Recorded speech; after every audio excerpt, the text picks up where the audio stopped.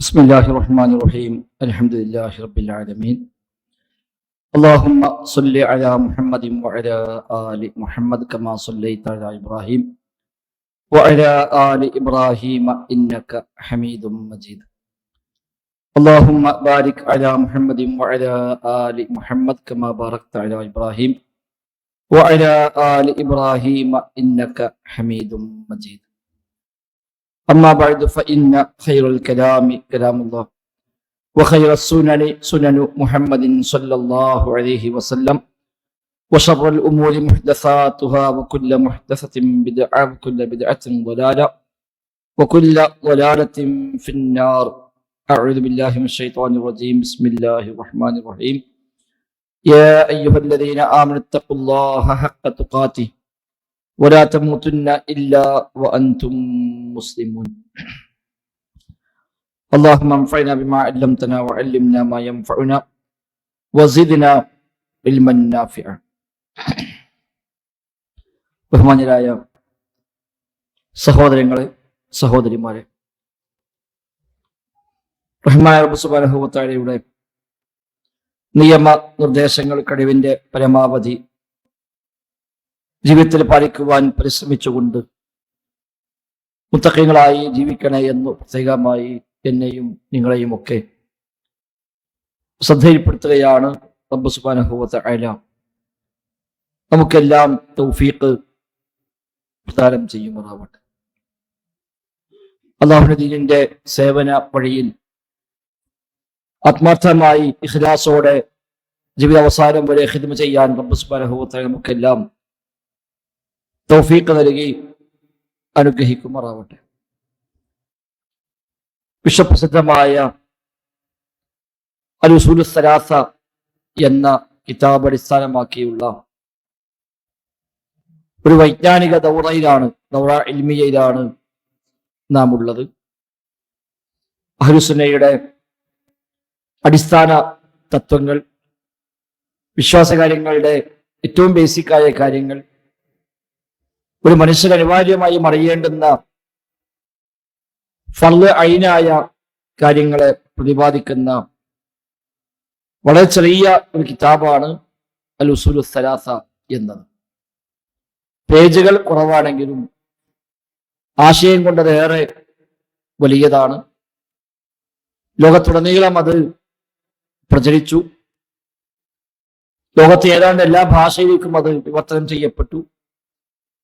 ചെറുതും വലുതുമായ വ്യത്യസ്തങ്ങളായ വ്യാഖ്യാന ഗ്രന്ഥങ്ങൾ ഈ കിതാബ് അടിസ്ഥാനമാക്കി രചിക്കപ്പെട്ടു.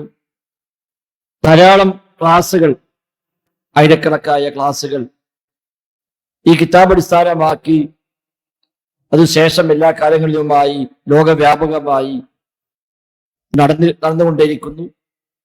അത്തരമൊരു കിതാബാണ് നമ്മൾ ഇന്ന് ഇവിടെ ചർച്ചക്കെടുക്കുന്ന അൽ ഉസൂലു സലാസ അല്ലെങ്കിൽ സലാസത്തുൽ ഉസൂൽ എന്നൊക്കെ വിളിക്കപ്പെടുന്ന ഈ കിതാബ്. അല്ലാഹു സുബ്ഹാനഹു വ തആല നമുക്കെല്ലാം ഇത് പഠിക്കാനും ഗ്രഹിക്കാനും അമലാക്കി മാറ്റാനുമുള്ള തൗഫീഖ് നൽകി അനുഗ്രഹിക്കുമാറാവട്ടെ. എല്ലാവരും കയ്യിൽ ഒരു PDF ഉണ്ട്. താഴെ എഴുതാനും കൂടുതൽ സൗകര്യത്തിലാണ് അത് അങ്ങനെ പ്രിന്റ് എടുത്തത്. മേലെ കാണുന്ന ആ 2 വരി, 1 വരി അതാണ് കിതാബ്. താഴെയുള്ളത് എഴുതാൻ സൗകര്യത്തിലാണ്.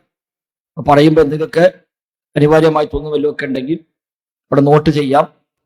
ഇത് പിന്നീട് നിങ്ങൾക്ക് ജീവിതാവസാനം വരെ ഉപയോഗിക്കാൻ പറ്റാവുന്ന റെഫറൻസായി ഇത് ഉപയോഗപ്പെടുത്തുകയും ചെയ്യാം. ഒരു ക്ലാസ് കൊണ്ട് തീർക്കാൻ പറ്റുന്നതല്ല യഥാർത്ഥത്തിൽ ഉസൂലു സലാസ.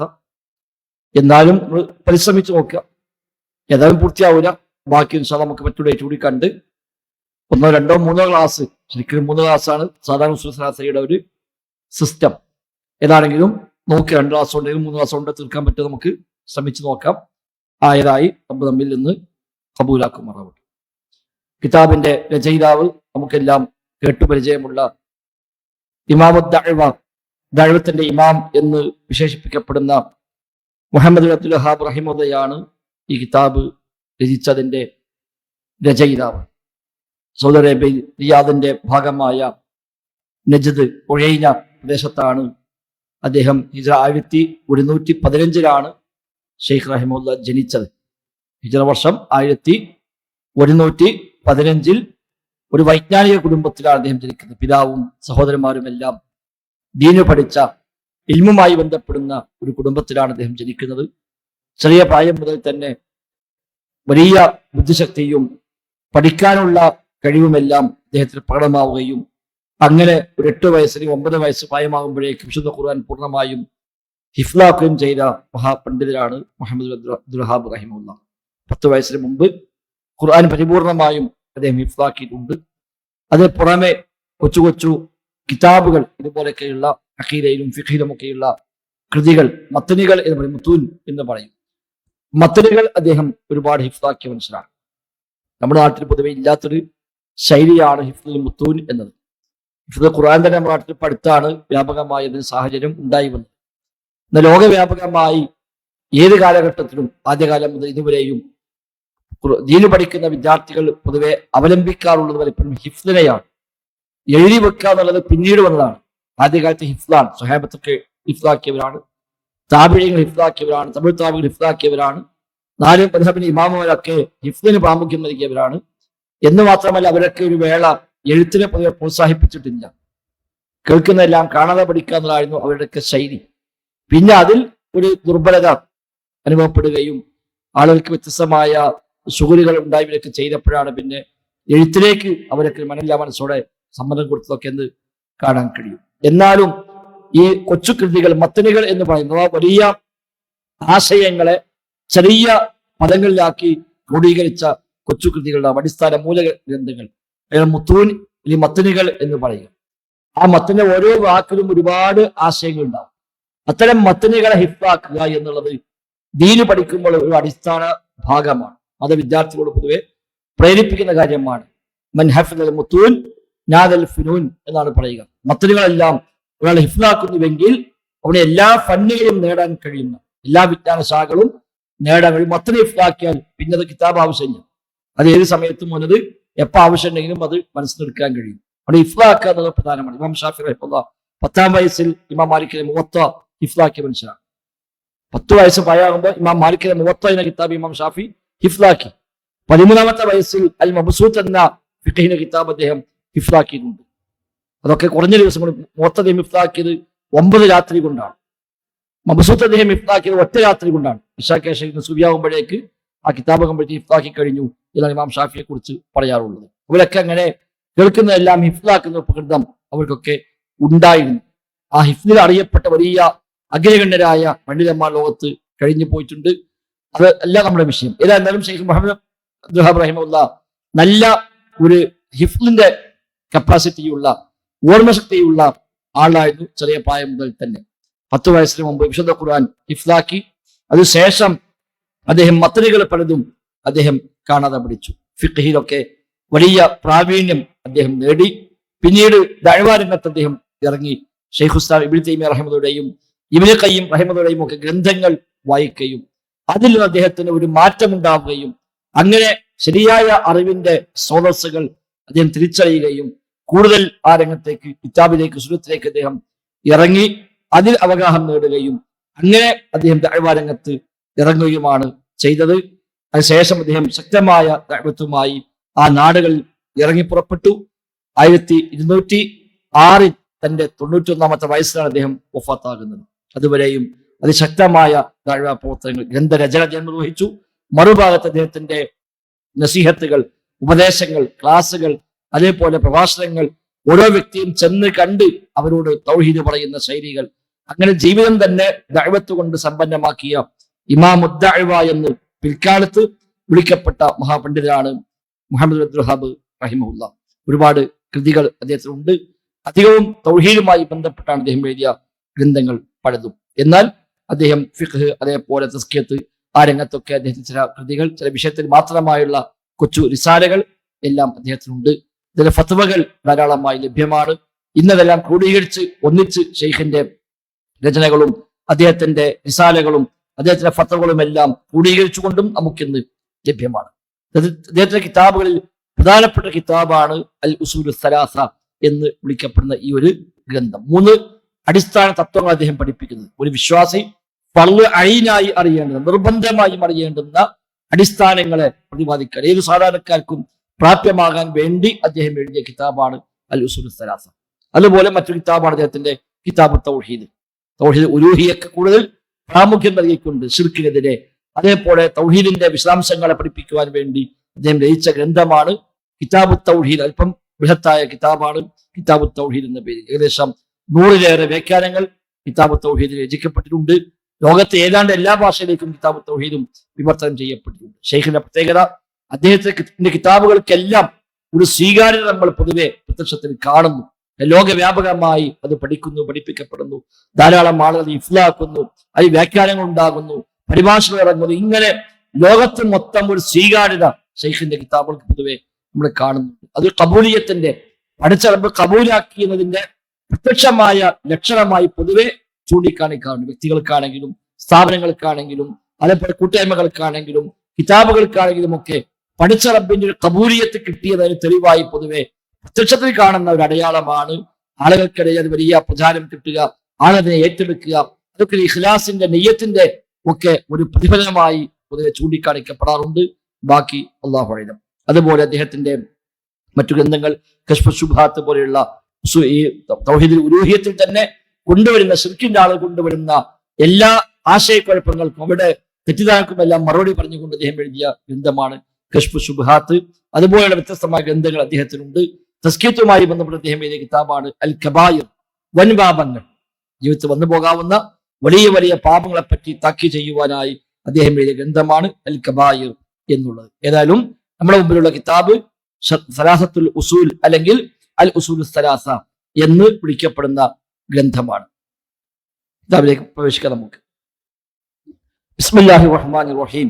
ഇഅ്ലം റഹിമകല്ലാഹ് അന്നഹു യജിബു അലൈനാ തഅല്ലുമു അർബഇ മസായില. അൽ ഊല അൽ ഇൽമു വഹുവ മഅരിഫത്തുല്ലാഹ് വമഅരിഫത്തു നബിയിഹി വമഅരിഫത്തു ദീനിൽ ഇസ്ലാമി ബിൽ അദില്ല ഇലാ ആഖിരി. ഷെയ്ഖ് ആരംഭിച്ചത് ബിസ്മി കൊണ്ടാണ്. ബിസ്മില്ലാഹിർ റഹ്മാനിർ റഹീം. ഏത് നല്ല കാര്യം ആരംഭിക്കേണ്ടത് ബിസ്മി കൊണ്ടാണ്. പൊതുവെ നമ്മളൊക്കെ നാടുകളിൽ അവഗണിച്ചു പോയ ഒരു സുന്നത്താണ്. കിതാബ് എഴുതുമ്പോൾ, പുസ്തകങ്ങൾ രചിക്കുമ്പോൾ ബിസ്മി കൊണ്ട് ആരംഭിക്കുക എന്നുള്ളത് പൊതുവെ അങ്ങനെ ആരും ശ്രദ്ധിക്കാറില്ല. യഥാർത്ഥത്തിൽ ഏത് നല്ല കാര്യവും ബിസ്മി കൊണ്ടാണ് ആരംഭിക്കേണ്ടത്. ഒന്ന് അള്ളാഹുവിന്റെ കിതാബിന്റെ ഒരു രീതിയും അതാണെന്ന്. ഏത് സുഹൃത്തുക്കളാണെങ്കിൽ ബിസ്മി കൊണ്ടാണ് ആരംഭിക്കുക. അള്ളാഹു റസൂലിന്റെയും ശൈലി അതാണ്. കത്തുകൾ, അതുപോലെയുള്ള ആശയ വിനിമയങ്ങൾക്കുള്ള എഴുത്ത് ഇടപാടുകൾ, അതെല്ലാം നബിതങ്ങൾ ബിസ്മി കൊണ്ടാണ് ആരംഭിക്കാറുള്ളത്. നബിതങ്ങൾ പറയുകയും ചെയ്തു, കുല്ലു അംരിൻ ദീ ബാലിൻ ലാ യുബ്ദഉ ഫീഹി ബിസ്മില്ലാ ഫഹുവ അബ്തർ എന്ന് നബി സ്വല്ലല്ലാഹു അലൈഹി വസല്ലം പ്രത്യേകം പറയുകയും ചെയ്തിട്ടുണ്ട്. അഥവാ നന്മയുള്ള പുണ്യമുള്ള ഏതു കാര്യവും അത് ബിസ്മി കൊണ്ട് ആരംഭിക്കുന്നില്ല എങ്കിൽ അത് അബ്തറാകുന്നു, അതിൽ ബറക്കത്തുണ്ടാവുകയില്ല എന്ന ഹദീസുണ്ട്. അതിന്റെ സ്വീകാര്യതയിൽ അഭിപ്രായ വ്യത്യാസമുണ്ടെങ്കിലും പൊതുവെ മുസ്ലിം ലോകം അത് ഒന്നിച്ച് ഉമ്മത്തൊന്നാകെ സ്വീകരിച്ചു പോന്ന റിവായത്തുകളിൽപ്പെട്ട ഒരു റിവായത്ത് കൂടിയാണ് അത്. അപ്പൊ അത് പ്രകാരം ഷെയ്ഖ് ഇവിടെ ബിസ്മി കൊണ്ടാണ് ആരംഭിച്ചത്.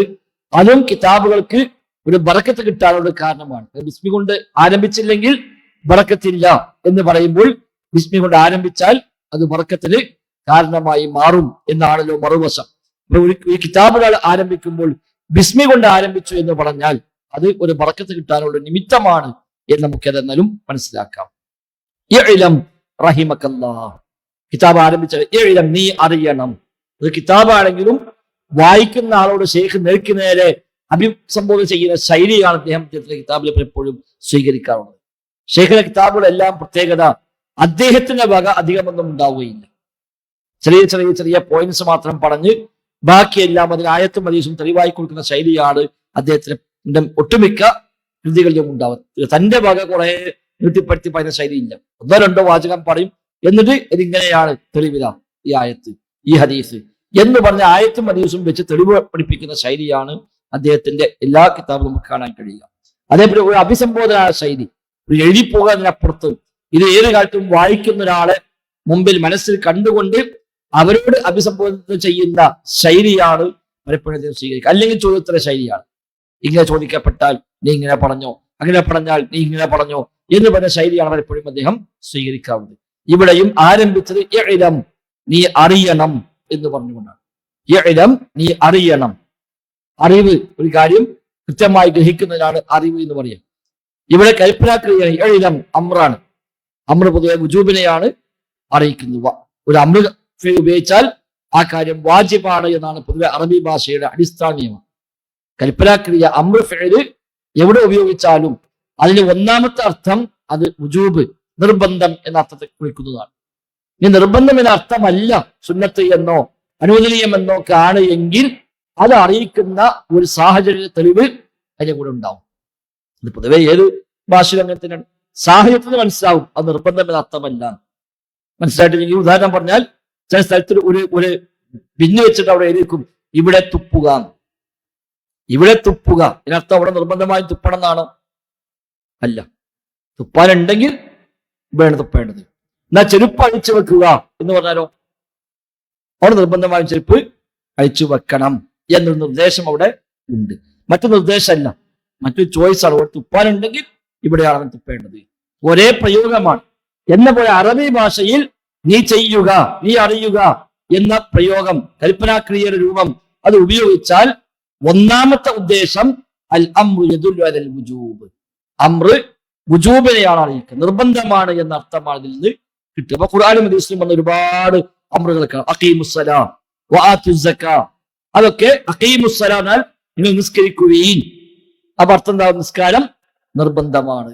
വആതുസ്സക്കാ, സക്കാത്ത് നൽകുകയും, അപ്പൊ സക്കാത്ത് കൊടുക്കൽ നിർബന്ധമാണ്. ഇങ്ങനെ കൽപ്പനാക്രിയയുടെ ശൈലിയിൽ ഉപയോഗിച്ചതൊക്കെ അടിസ്ഥാനപരമായ അർത്ഥം അത് വാജിബ്, നിർബന്ധം എന്ന അർത്ഥത്തിലാണ്. ഇതല്ലാത്ത അമ്പത് ഖുർആനിൽ ധാരാളമുണ്ട്. അത് സാഹചര്യത്തിൽ മനസ്സിലാകും അത് നിർബന്ധം എന്ന അർത്ഥത്തിലല്ല. അത് സുന്നത്താണ് എന്ന അർത്ഥത്തിൽ ഉപയോഗിക്കും, അനുവദനീയമാണ് എന്ന അർത്ഥത്തിലും ഉപയോഗിക്കും. സൂറത്തുൽ ജുമുഅയിൽ വന്ന 2-3 അംറുകൾ, യാ അയ്യുഹല്ലദീന ആമനൂ ഇദാ നൂദിയ ലിസ്സലാത്തി മിൻ യൗമിൽ ജുമുഅത്തി ഫസ്ഔ ഇലാ ദിക്രില്ലാഹ്, വെള്ളിയാഴ്ച വിളിക്കപ്പെട്ടു കഴിഞ്ഞാൽ ഫസ്ഔ, നിങ്ങൾ വേഗത്തിൽ പോകുകയും ഇലാ ദിക്രില്ലാഹ്, ദൈവസ്മരണയിലേക്ക്, അഥവാ നിസ്കാരത്തിലേക്ക്, ഖുത്ബയിലേക്ക് നിങ്ങൾ ധൃതിപ്പെട്ടു പോകുകയും. അത് കൽപ്പന ഫസ്ഔ, നിങ്ങൾ വേഗത്തിൽ പോകുകയും. അത് നിർബന്ധമാണ്, പിന്നെ പോകാൻ പറ്റില്ല. ജുമുഅക്ക് പോകൽ നിർബന്ധമാണ്.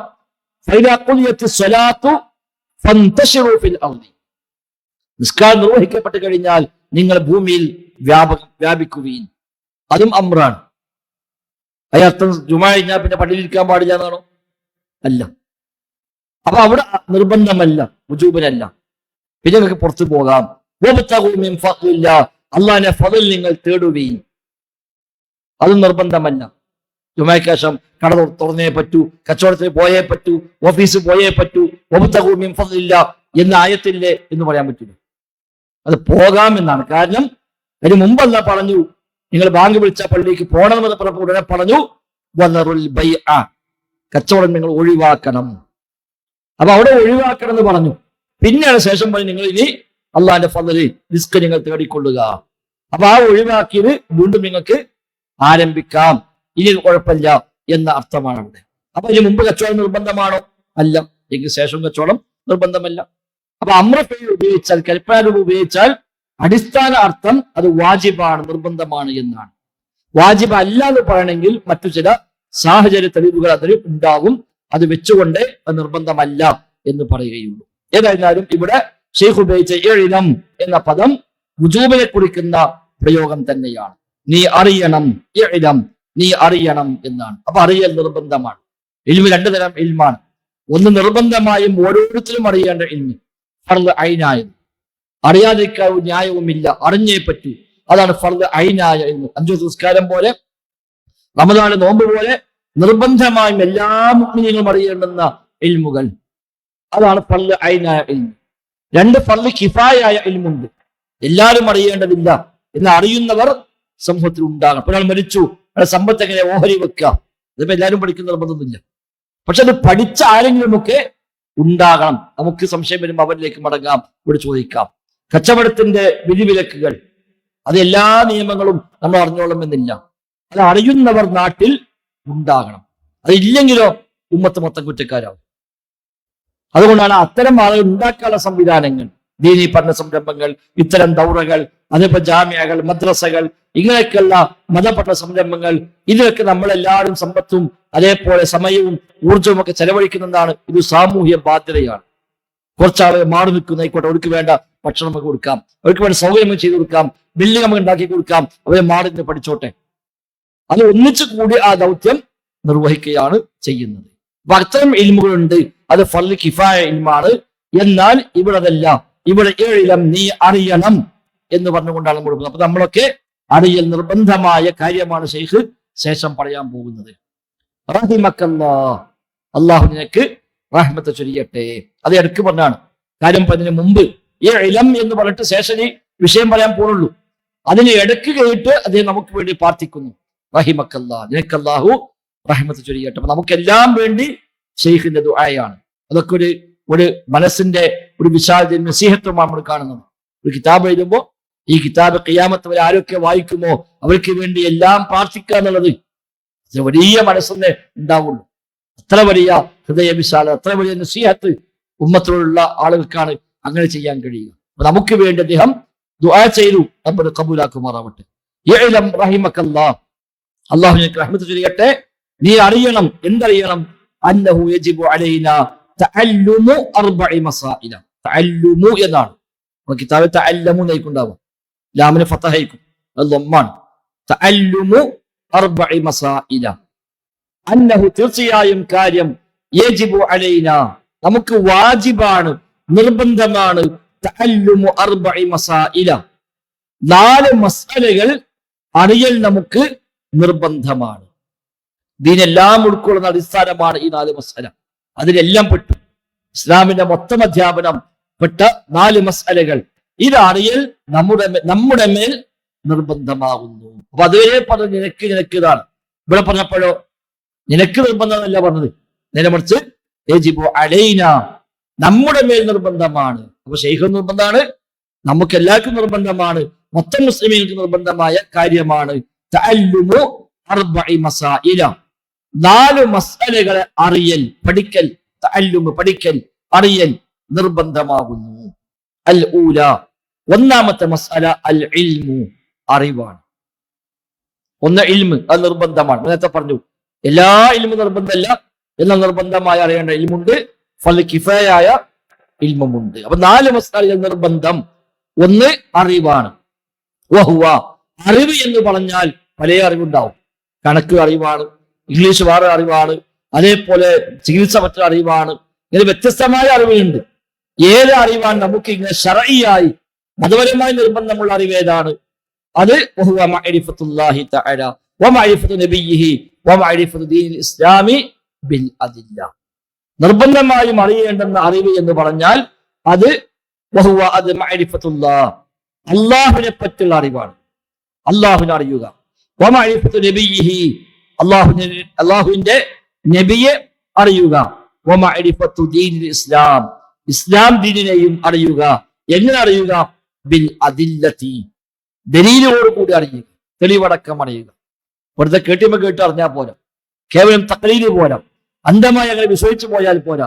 ദലീലടക്കം അറിയണം. അള്ളാഹിനെ പറ്റി അറിയണം തെളിവോട് കൂടി, നബിയെ കുറിച്ച് അറിയണം തെളിവോട് കൂടി, ദീൻ അറിയണം തെളിവോട് കൂടി. അതാണ് ഒന്നാമത്തെ മസ്അലയായ ഇൽമ്. അപ്പൊ 4 മസ്അല അറിയാൻ നിർബന്ധം. ഒന്ന് അൽ ഇൽമു അറിവാണ്. അപ്പൊ ഏത് അറിവ്? ഈ 3 കാര്യം അറിയുക. അള്ളാഹിനെ കുറിച്ച് അറിയുക, അവന്റെ റസൂലിനെ കുറിച്ച് അറിയുക, ദീനുൽ ഇസ്ലാമിനെ കുറിച്ച് അറിയുക. ഈ 3 അറിയേണ്ടത് ബിൽ അദില്ലത്തി ദലീലുകൾ പ്രകാരം തെളിവടിസ്ഥാനത്തിൽ അറിയൽ നിർബന്ധമാകുന്നു. അല്ലാത്ത മറ്ററിവുകളോ, ഭൗതികമായ അറിവ്, കച്ചവടം ചെയ്യാൻ അറിയുക, അതേപോലെ കണക്കൂട്ടാൻ അറിയുക, അതേപോലെ ചികിത്സിക്കാൻ അറിയുക, ഡോക്ടർമാരുണ്ടാവുക, എഞ്ചിനീയർമാരുണ്ടാവുക, ഇതൊക്കെ ഉമ്മത്തിന് വേണം. അടിസ്ഥാനപരമായി ഇതെല്ലാം അനുവദനീയമാണ്, ജായിസാണ്. അസ്ലിയായി പറയുമ്പോൾ ഇതൊക്കെ ജായിസാണ്, അനുവദനീയമാണ്. എന്നാൽ ചില സ്ഥലത്ത് സുന്നത്താവും നിർബന്ധക്കായി മാറിയേക്കാം. ഒരു നാട്ടിൽ മുസ്ലിമുകൾക്കിടയിൽ അങ്ങനത്തെ വിഷയം കൈകാര്യം ചെയ്യാൻ ആരുമില്ല, അത് ഉണ്ടായേ പറ്റൂ. അവിടെ ഉമ്മത്തിൽ ഉണ്ടാക്കിയെടുക്കണം എന്ന ആ ഉദ്ദേശത്തിൽ ഒരുത്തം അത് പഠിക്കുകയാണെങ്കിലോ പ്രതിഫലാർഹമാക്കി മാറ്റാൻ കഴിയും. അല്ലാതെ പേരിനും പെരുമക്കും വേണ്ടിയാണെങ്കിലോ നമ്മൾ കുടുംബത്തിൽ ഡോക്ടർ വേണം എന്ന് വിചാരിച്ചു പോവുകയാണെങ്കിലോ അതുണ്ടായിക്കോളും. അത് അനുവദനീയമായ ഒരു കാര്യമാണ് അത്തരം അറിവുകൾ നേടുക എന്നുള്ളത്. എന്നാൽ ഈ അറിവുകൾ അനുവദനീയമായതല്ല, ഇത് നിർബന്ധമായതാണ്. യജിബു അലൈനാ തഅല്ലുമു അർബഇ മസാഇൽ 4 മസ്അലകൾ പഠിക്കൽ, അറിയൽ നിർബന്ധമാണ്. അതിൽ ഒന്നാമത്തതാണ് അൽ ഇൽമു, അറിവ്. അപ്പൊ മൊത്തം ചെയ്യേണ്ടതാണ് 4 മസല പഠിക്കൽ നിർബന്ധം. അതാണ് നമ്മളെ ഇപ്പൊ പറഞ്ഞ മെയിൻ പോയിന്റ്. ആ 4-ൽ ഒന്നാമത്തേത് അറിവ്, ഇൽമ്. അതെന്താണ് ഇൽമ്? 3 കാര്യം: അള്ളാഹിനെ കുറിച്ച് അറിയുക, റസൂലിനെ കുറിച്ച് അറിയുക, ദീനിനെ കുറിച്ച് അറിയുക, ബിൽ അദില്ലത്തി, ദലീലോടുകൂടി തെളിവടിസ്ഥാനത്തിൽ അറിയുക. അസ്സാനിയത്തു, രണ്ടാമത്തേത്. എന്ത് രണ്ടാമത്തെ? 4 മസലകളിൽ രണ്ടാമത്തെ മസല. ഒന്നാമത്തെ മസല അൽ ഇൽമു, രണ്ടാമത്തെ മസല അൽ അമലു ബിഹി, അത് പ്രകാരം അമൽ ചെയ്യുക. അത് രണ്ടാമത്തേത്. ആദ്യമായി ദീന് പഠിക്കുക, അള്ളാഹിനെ കുറിച്ച് അറിയുക, നബിയെ കുറിച്ച് അറിയുക. 2, ആ അറിഞ്ഞ കാര്യം അമലാക്കി മാറ്റുക, പ്രാവർത്തികമാക്കുക. അതിന് തന്നെ പോയി പറിച്ചതല്ല അർത്ഥം. നമ്മൾ ആദ്യം പറയാൻ തീരുമാനിച്ചൊരാൾ ബാക്കി നോക്കുക, അതല്ല. ആദ്യം ഇൽമാണ്. 2 വൽ അമലു ബിഹി, അത് പ്രകാരം അമൽ ചെയ്യുക, പ്രാവർത്തികമാക്കലാകുന്നു. അസ്സാലിസത്തു, മൂന്നാമത്തെ കാര്യം അദ്ദഅവത്തു ഇലൈഹി, അതിലേക്കുള്ള ദഅവത്താകുന്നു, ക്ഷണമാകുന്നു. പഠിച്ച പ്രാവർത്തികമാക്കിയ കാര്യത്തിലേക്ക് ജനങ്ങളെ ക്ഷണിക്കുക. പഠിച്ചിട്ടാണ് പറയേണ്ടത്, പ്രാവർത്തികമാക്കിയിട്ടാണ് പറയേണ്ടത്. പഠിക്കാനോ ഇല്ല, പ്രവർത്തിക്കാനോ ഇല്ല, പറയാനുണ്ട്, അത് നഷ്ടമായിരിക്കും. പഠിക്കാനുണ്ട്, പറയാനുമുണ്ട്, പ്രാവർത്തികമാക്കാനില്ല, അത് നഷ്ടമാണ്. എന്നാ പഠിക്കാൻ ചെയ്യാതെ ഞാൻ പ്രവർത്തിച്ചോളാം, ആ പ്രവർത്തനം വഴിമാറിപ്പോവുകയും ചെയ്യും അറിവില്ലെങ്കിൽ. അപ്പൊ ഇതാണ് തർത്തീബ്. 1 ഇൽമ്, 2 അൽ അമലു ബിഹി, അത് പ്രകാരമുള്ള അമല്, 3 വദ്ദഅവത്തു ഇലൈഹി, അതിലേക്കുള്ള ദഅവത്ത്. അർറാബിഅത്തു, നാലാമത്തേത് അസ്സബ്റു അലൽ അദാ ഫീഹി, അസ്സബ്റു, ക്ഷമിക്കലാണ്, അലൽ അദാ ഫീഹി, ആ രംഗത്ത് വരുന്ന പ്രയാസങ്ങളിൽ, ബുദ്ധിമുട്ടുകളിൽ, പീഡനങ്ങളിൽ ക്ഷമിക്കലുമാകുന്നു. ഈ 4 മസല അറിയൽ വാജിബാകുന്നു. അപ്പൊ 1 ഇൽമ വേണം, 2 അമൽ ചെയ്യണം, 3 ദഅവത്ത് നടത്തണം, 4 അതിലുണ്ടാകുന്ന പ്രയാസങ്ങളിൽ ക്ഷമയോടെ നിലകൊള്ളണം. ഇത് 4 അറിയൽ നമുക്ക് വാജിബാണ്. വാജിബാന്ന് പറയണമെങ്കിൽ തെളിവ് വേണം. ആ തെളിവ് എന്താ? ദലീലു, അത് തെളിവ്. ഈ 4 കാര്യം അറിയൽ നിർബന്ധം പറയാൻ തെളിവുണ്ടോ? തെളിവുണ്ടെങ്കിൽ സ്വീകരിക്കാനേ പറയുള്ളൂ. ആ തെളിവ് എന്താ? ഖൗലുഹു തആല, അല്ലാഹു തആലയുടെ വാക്കാകുന്നു. വൽ അസ്ർ ഇന്നൽ ഇൻസാന ലഫീ ഖുസ്ർ ഇല്ലല്ലദീന ആമനു വഅമിലുസ് സ്വാലിഹാത്തി വതവാസൗ ബിൽ ഹഖ് വതവാസൗ ബിസ്സബ്ർ എന്ന അല്ലാഹുവിന്റെ വചനം, അതാണ് ഈ പറഞ്ഞതിന് തെളിവ്. അപ്പൊ ഇതിന്റെ 4 കാര്യം പറഞ്ഞെന്താ? 1 ഇൽമ്, 2 അമല്, 3 ദഅവത്ത്, 4 ക്ഷമ. അപ്പൊ ഈ സൂറത്തില് അല്ലാഹു തആല പറഞ്ഞ ഈമാന് പറഞ്ഞു, അമലു സ്വാലിഹാത്ത് പറഞ്ഞു, തവാസൗ ബിൽ ഹഖ്, ഹഖ് പരസ്പരം ഉപദേശിക്കുക, ദഅവത്ത്. തവാസൗ ബിസ്സബ്ർ, സബ്ർ പരസ്പരം ഉപദേശിക്കുക, അതൊക്കെ വന്നു. അപ്പൊ ഈ ആയത്താണ്, ഈ സൂറത്താണ് അതിനുള്ള തെളിവ്. ഖാല ശാഫിഈ റഹിമഹുല്ലാഹ്, ഇമാം ഷാഫിഈ റഹിമഹുല്ലാഹ് പറയുന്നു, ലൗ മാ അൻസലല്ലാഹു ഹുജ്ജതൻ അലാ ഖൽഖിഹി ഇല്ലാ ഹാദിഹി സൂറത ലകഫത്ഹും. ഇമാം ഷാഫിഈ റഹിമഹുല്ലാഹ് ഈ സൂറത്തിനെ കുറിച്ച് പറഞ്ഞ വാക്കാണ്. ലൗ മാ അൻസലല്ലാഹു, അല്ലാഹു തആല ഇറക്കിയിട്ടില്ലായിരുന്നുവെങ്കിൽ, അവതരിപ്പിച്ചിട്ടില്ലായിരുന്നുവെങ്കിൽ, ഹുജ്ജതൻ അലാ ഖൽഖിഹി, അവന്റെ സൃഷ്ടികൾക്ക് ന്യായമായി തെളിവായി അള്ളാഹു ഇറക്കിയിട്ടില്ലായിരുന്നുവെങ്കിൽ, ഇല്ലാ ഹാദിഹി സൂറ, ഈ സൂറത്തല്ലാതെ മറ്റൊന്നും ഇറക്കിയിട്ടില്ല എന്ന് വിചാരിക്കാം. ഖുർആനൊന്നുമില്ല, ഹദീസ് ഒന്നുമില്ല, ഒരു വഹയും കൊടുത്തിട്ടില്ല, ആകെ അള്ളാഹു ഇറക്കിയത് ഈ സൂറത്ത് മാത്രമായിരുന്നുവെങ്കിൽ ലകഫത്ഹും, അവർക്ക് അത് മതിയാകുന്നതാണ്. അപ്പൊ ഖുർആൻ എന്താണോ അള്ളാഹു ഇറക്കിയത് അതിലെ മുഴുവൻ ആശയം ഈ സൂറയിൽ ഉൾക്കൊള്ളുന്നുണ്ട് എന്നർത്ഥം. അത് ഇമാം ഷാഫിഈ റഹിമഹുല്ലാഹ് പറഞ്ഞ വചനമാണ്. ഈ സൂറത്ത് മതി എല്ലാം കിട്ടാൻ. ഖുർആനിൽ പറഞ്ഞ മുഴുവൻ കാര്യങ്ങളുടെയും ആകത്തുക, അതിന്റെ അടിസ്ഥാനം ഈ സൂറയിൽ ഉണ്ട്. അതുകൊണ്ടാണ് ഇമാം ഷാഫി പറഞ്ഞത്, മറ്റൊന്നും അല്ല ഇറക്കിയിട്ടില്ലെങ്കിലും ശരി, ഇത് മതിയാകും. എന്താ? എല്ലാ മനുഷ്യന്മാർ നഷ്ടത്തിലാണ്, ഈ 4 കാര്യം ഉള്ളവർ ഒഴികെ. അതാണ് ഖുർആന്റെ മൊത്താശയം. ഖുർആനെ മൊത്തം പഠിപ്പിച്ചതാണ് ഈമാനും അമലു സ്വാലിഹാത്തും ദഅവത്തും. അതാണ് ഖുർആന്റെ ഏറ്റവും അടിസ്ഥാനമായി പഠിപ്പിച്ച കാര്യങ്ങൾ. അപ്പൊ ഈ സൂറത്ത് മതി തന്റെ അടിമകൾക്ക് മേൽ ഹുജ്ജത്തായി അള്ളാഹു തആല ഇറക്കിയത്. ഇതുമാത്രം മതി. പക്ഷെ അള്ളാഹിനെ അപ്പുറത്ത് ഇറക്കി. ഇത് മാത്രമല്ല, അള്ളാഹു മറ്റൊരുപാട് ആയത്തുകളും ധാരാളം സൂറത്തുകൾ ഇറക്കിയത് അള്ളാഹുവിന്റെ റഹ്മത്താണ്. അതൊന്നുമില്ല, ഈ സൂറത്ത് മാത്രം ഇറക്കിയിരുന്നുവെങ്കിലും അത് മതിയാകുമായിരുന്നു. വഖാലൽ ബുഖാരിയു റഹിമഹുല്ലാഹ്, ഇമാം ബുഖാരി റഹിമഹുല്ലാഹ് പറയുന്നു, ബാബുൻ അൽ ഇൽമു ഖബ്ലൽ ഖൗലി വൽ അമലി. സ്വഹീഹ് ബുഖാരിയിലെ ഒരു അധ്യായമാണ്, ഒരു ഹെഡിംഗ് ആണ്. ബാബുൻ അധ്യായം, എന്താണ്? അൽ ഇൽമു ഖബ്ലൽ ഖൗലി വൽ അമലി, പറയുന്നതിനും പ്രവർത്തിക്കുന്നതിനും മുമ്പ് അറിവുണ്ടാകണം എന്ന അധ്യായം. പറയുന്നതിനും പ്രവർത്തിക്കുന്നതിനും മുമ്പ് അറിവുണ്ടാകണം എന്ന അധ്യായം എന്ന് ഇമാം ബുഖാരി സ്വഹീഹ് ബുഖാരിയിൽ ഒരു ഹെഡിങ് തന്നെ നൽകിയിട്ടുണ്ട്. എന്ന് ഇമാം ബുഖാരി തെളിവും കൊടുത്തു. വദ്ദലീലു ഖൗലുഹു തആല, അത് തെളിവ് അല്ലാഹുവിന്റെ വചനമാണ്. ഫഅലം അന്നഹു ലാ ഇലാഹ ഇല്ലല്ലാഹ് വസ്തഗ്ഫിർ ലിദംബിക. ഫഅലം, നീ അറിയണം, അന്നഹു ലാ ഇലാഹ ഇല്ലല്ലാഹ്, തീർച്ചയായും കാര്യം ലാ ഇലാഹ ഇല്ലല്ലാഹ്, അല്ലാഹു അല്ലാതെ ഇലാഹില്ല എന്നതാകുന്നു കാര്യം. അപ്പൊ ലാ ഇലാഹ ഇല്ലല്ലാഹ് അറിയണം എന്നാണ് അല്ലാഹു ഖുർആനിൽ പറഞ്ഞത്. ഫഅലം, നബിയോട് പറയാണ്, ഫഅലം, നീ അറിയണം, അന്നഹു ലാ ഇലാഹ ഇല്ലല്ലാഹ്, അല്ലാഹു അല്ലാതെ ഇലാഹില്ല എന്നത് നീ അറിയണം. അപ്പൊ ഈ ആയത്തിൽ നിന്ന് ഇമാം ബുഖാരി മനസ്സിലാക്കിയെന്നാണ്, ആദ്യം ഇൽമു വേണം എന്നിട്ടാണ് അമൽ എന്നാണ്. ആദ്യം ഇൽമു വേണം എന്നിട്ടാണ് അമൽ. അതാണ് അൽ ഇൽമു ഖബ്ലൽ ഖൗലി വൽ അമലി ബിഹി. അൽ ഇൽമു ഖബ്ലൽ ഖൗലി വൽ അമലി ബിഹി എന്ന് ഇമാം ബുഖാരി റഹ്മത്തുള്ളാഹി അലൈഹി മനസ്സിലാക്കിയത് ഈ ആയത്തിൽ നിന്നാണ്. ഫഅലം അന്നഹു ലാ ഇലാഹ ഇല്ലല്ലാഹ് വസ്തഗ്ഫിർ ലിദംബിക എന്ന ആയത്തിൽ നിന്ന് ഇമാം ബുഖാരി മനസ്സിലാക്കുന്നു, ആദ്യം വേണ്ടത് ഇൽമാണ്, എന്നിട്ടാണ് അമലും ഖൗലും ഒക്കെ. ഫബദഅ ബിൽ ഇൽമി ഖബ്ലൽ ഖൗലി വൽ അമലി. ഇമാം ബുഖാരി പറയാണ്, ഫബദഅ ബിൽ ഇൽമി, ഇൽമ കൊണ്ടാണ് അല്ലാഹു തആല ആരംഭിച്ചത്. ഖബ്ലൽ ഖൗലി വൽ അമലി, ഖൗലിനും അമലിനും മുമ്പ് ഇൽമ കൊണ്ടാണ് ആരംഭിച്ചത്. അപ്പൊ അതാണ് ഫഅലം, നീ അറിയണം. ഇമാം ബുഖാരി ഹെഡിങ് കൊടുത്തതോ അൽ ഇൽമു ഖബ്ലൽ ഖൗലി വൽ അമലി, ഖൗലിനും അമലിനും മുമ്പ് ഇൽമാണ് വേണ്ടത് എന്ന അധ്യായം. അപ്പൊ തുടക്കം ഇൽമ കൊണ്ട്. അതാണ് ശൈഖ് ഇവിടെ പറഞ്ഞത്, 4 കാര്യം അറിയാൻ നിർബന്ധമാണ്. ഒന്നാമത്തേത് ഇൽമാകുന്നു. അപ്പൊ 4 മസ്അലകൾ പഠിക്കുന്ന നിർബന്ധം.